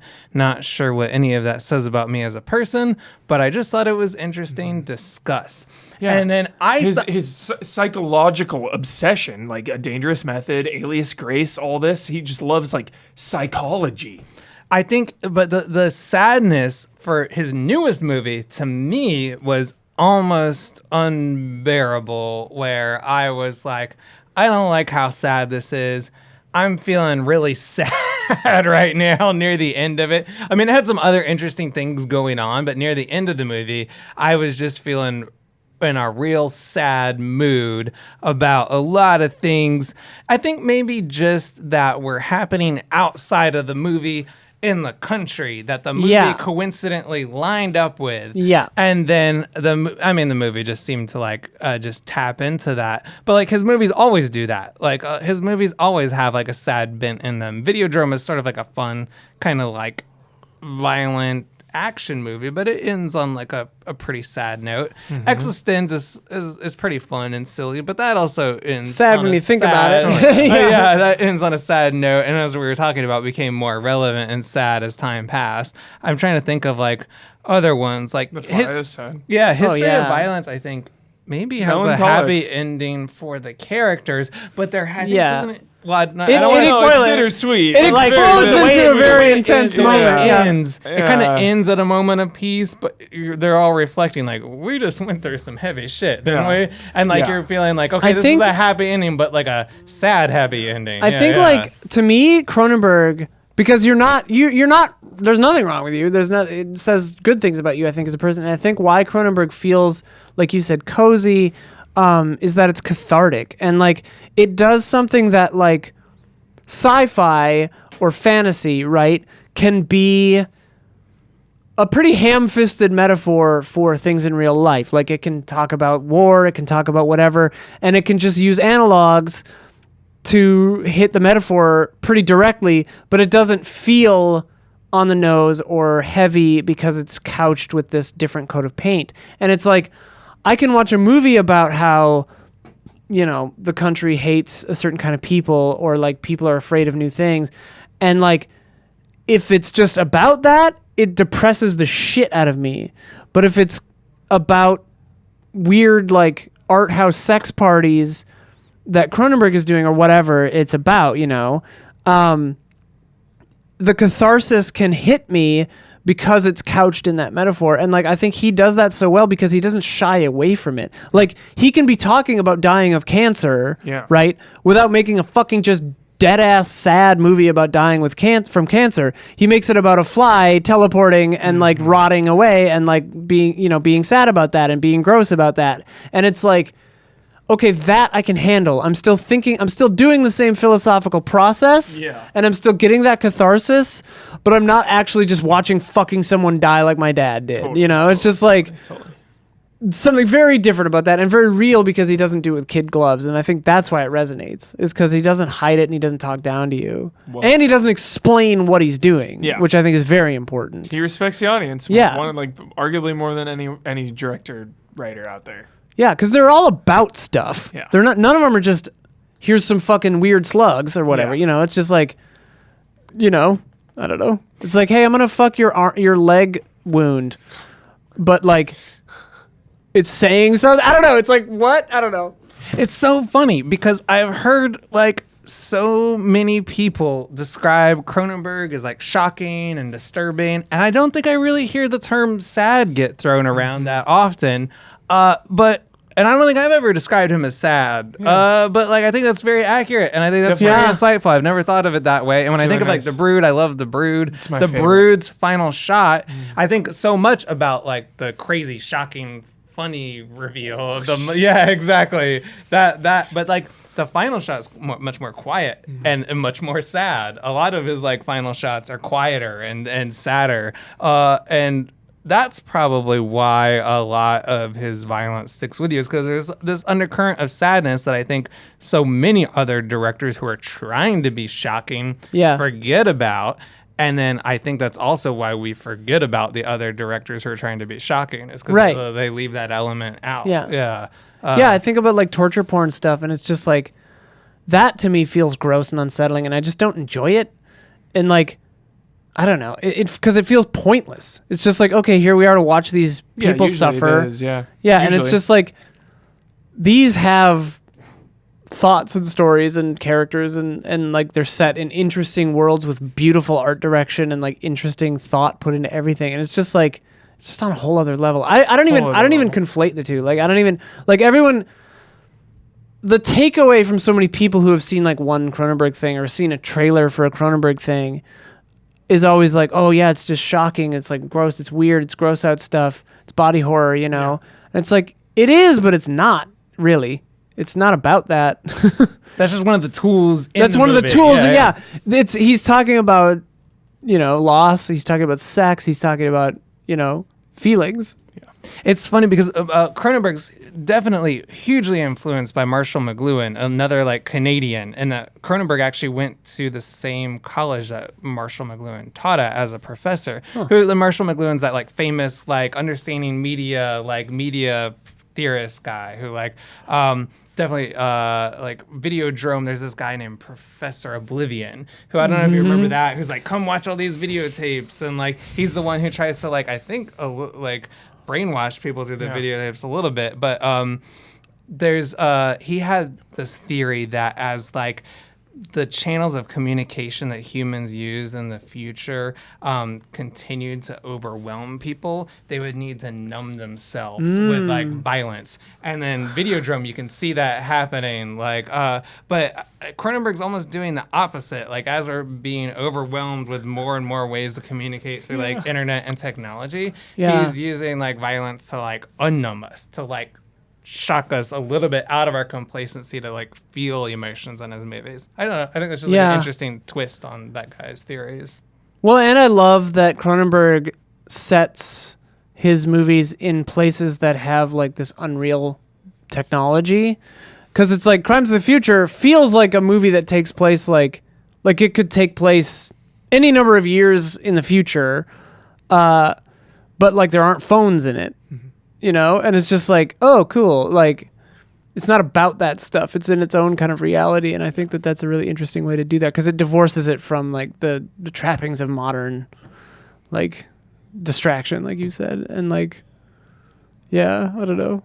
You go and watch an art show about whatever instead of TikTok, It's like, made me want to go to more art shows. Movies are alive and well. Yeah. I've seen a lot of good movies lately. Yeah. I'm starting to think I might just subscribe to Alamo Drafthouse. I feel like movie theaters are actually back. They're doing all the Cronenberg or all the Carpenter stuff. They're all sold out. Yeah, they're all mostly sold out. We got tickets for April or August for The Thing in theaters. Stoked about it. Did you see The Fog? I saw The Fog recently. They showed that at the Alamo recently. Did you see it there? No. Oh, I almost went and saw it. My friend got it for me for my birthday, and I'd never seen it, and it was so I've never good. seen it. It's I need to really see fun. it. Weird Yeah. things get stuck in my brain forever, and I'll always forget the trailer for the horrendous remake of The Fog. There's something in the fog! Yeah, I remember that line. I remember that line. remake? Yeah. I There's don't know something the in remake. the fog. Yep, Like they yep. put it in the trailer. Yep. Oh God! And it's so shitty because that Fog remake and The Mist came out like Mist. right on top of each other. Yeah. Dante speak That volcano always situation. happens. Yeah. And The Mist is like so good best. and so dark and so disturbed. I think about that spider with a face fucking all the time. It's so scary to me. Frank Darabont, dude. What the hell? It's been Have you seen The suing Mist? AFC for months. Wait, didn't it? Isn't Top there 10 like a Frank Thomas did Frank Jane's in it? Darabont? Maybe I'm thinking wrong. They're at, like, a did he do grocery Map store? of the Stars also though? No, that's Cronenberg. I know, but did I he never saw write, that. Did he write the Map of the Stars? Oh, I don't know. one? I've never seen Map of the And Stars. somebody It's like one of interesting Cronenberg's wrote movies. Map of the Stars for Shit. Cronenberg. If that's Darabont, it might not be that's- Darabont. If it's but, like, Darabont, I'm watching it tonight. unfortunately, it's What a one of my. It's combo. another one of my like least favorite ones. I haven't think seen it's it also at one of all. them. I'm Haven't doing seen bad with names tonight. I know Frank Darabont also is Nightmare 3, right? Bruce Wagner. Is who Bruce wrote it. Wagner. Who the Okay, hell is I that? got that wrong then. And Walking Um, Dead and Shawshank. Yeah. And Green Mile. And Yeah, I think Frank Darabont. Darabont, is yeah, Nightmare does 3. Mob Bruce Wagner. I'm Sleep. trying to remember where he's from. Yes, Bruce Wagner's Nightmare 3. Bruce Wagner's Nightmare. So Yeah. Darabont also did. Darabont does a bunch of Stephen King shit. Yeah. I think Walking they both Dead. worked on Nightmares then. Oh, So okay. interesting. But anyway, now Map of the Stars is not very good. I've never At seen least, it. Yeah, I'll skip it's got it. John Cusack and Julianne Moore in it. Love But Julianne Moore. it feels too bitter for Cronenberg. I don't think I would ever really describe Cronenberg as bitter, but this feels like kind I of would like say a- he's fighting bitterness. yeah, this feels like almost like a Perez Hilton celebrity blogger bitter. And I'm like, oh, that's a bad match for Cronenberg. Like, Bitterness, like steeped in jealousy, kind of like. exactly. Like, I'm going to take these celebrities down a peg. Bitter. Oh yeah, gross. And like, why are you doing this? Yeah, why are you doing this? yeah. Let some young I'm gonna- hotshot come up and do that. Yeah, it's like I'm Some gonna Netflix violently movie. murder some celebrities because they're too vapid, and it's like this just feels not you, Cronenberg. Why That do doesn't you need to feel do like this? him. Yeah, that doesn't feel like So him. weird. Well, shit. We like Cronenberg. we do. Seems like. Do you like Cronenberg? Let us know in the comments. Like and subscribe. Totally just like armpit fuck that subscribe button. Oh wow. And fucking crash into the little bell so that it can accidentally, maybe on purpose, show you its boob whenever we put out a video. Is that what happens? In Crash, haven't- when he hits Gainsbourg or I thought you whatever, had she like like a little feature. she like kind of on like your- puts her boob out. Remember that? You don't remember that part? No, I thought for your like. That's seared into my subscribing brain in website. Crash. Yeah. Of course. You don't remember this? He like hits. I think it's Gainsbourg, right? Charlotte Gainsbourg. I think it is her. I It's don't been a remember. minute. It's been a minute, When but I like turned he it hits. off, I said I didn't get it. He hits that woman in the car, and then she's like, it looks like she's trying to undo her seatbelt, but then like does this and like exposes herself to him, and that's kind of like his like that's like the inciting incident that like gets him involved in the whole. Never mind. There's Left a an lot impact I on try me. not to remember. Left an about impact on me. Crash. Yeah. The most disturbing part about Crash is when Elias Koteas is in the backseat with Spader's wife. That was the part that really like got to me. I was like, oh no, that's your wife, dude. What's going on? You know what I'm talking about? I have not seen Crash I also remember in a very long that's like time. seared into my brain. And, Elias fucking Koteas, I'm so grossed out by him because of Crash and being super gay, I guess. But like, my God. Also, that was one of those moments where, like, as a college like film student or whatever, I remember thinking like, how do you simulate that? Because he's like digitally stimulating a woman, right? Yeah. And they just show it kind of, and I'm like, how are they doing this? How are they faking this? I assume it's faked. NC-17. Maybe it's just not fake. They had intimacy coordinators back then, right? I hope so. I hope so for that. Anyway. I'm watching Blue Valentine tonight. No, you're not. You've said today you're watching Turtles. You're watching Eastern Promises. You're watching Blue Valentine. Actually, I've never seen Blue Valentine. It looks too depressing. Yeah, 10 out it's of a 10. bummer. Depressing, yeah. Maximum depression. I've never seen that or Shame because they both just seemed like so depressing. Shame is a must-watch. It is Steve McQueen is a must-watch. I've seen a still of the nude penis scene because everyone was like, "Oh, it's so big," and I was like, "What's a big penis look like?" Oh, okay, It is. pretty big. It looks pretty. Widows big. was good. Yeah, Widows is good. I watched half of that. And Small Axe. I never saw that. Really good. Sick. Anyway, whatever. Patreon.com/GC. This episode has been rated NC-17. Oh, for sure. Yeah, I gotta click the explicit. Cronenberg sexual content. Oh my god, yeah, very explicit episode. Sorry to everyone. Just sorry to everyone. How was that morning cup of coffee, by the way? Yeah, let us know. You're on Were your you third drinking? cup. If you were listening to this entire episode on your morning commute, your day is going to be unhinged. Also, you And have your a kid in the back seat has a lot of questions. yeah, a lot of questions, and you have one hell of a commute. You've got a bastard of a 2-hour hours. commute. Yeah, damn. We have a shout out tier on easyallies.com/Patreon. Patreon.com. I've been here for 10 hours. 12 hours, yeah, it was, It's been a long fucking couple of months, years. Shout out tier on patreon.com/easyallies is one of our top tiers, where we shout people out. Jabba Wobbs, Elthanis, Greg the Dark Knight Kettering, Caleb, Togi Crawford, Nick, and Anna Croth. Shout out. Shout out.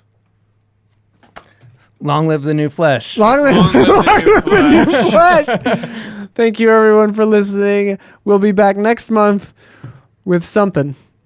Whatever the hell this was. More of this. Thor's coming out. Thor's coming out. We've done MCU, but we can talk about Norse mythology. Get Sophia on here. We could talk about hammers and axes. Hammers. Yeah. All right, you're in charge. Oh, the prompt. You're in charge of the prompt of coming up with enough movies about hammers.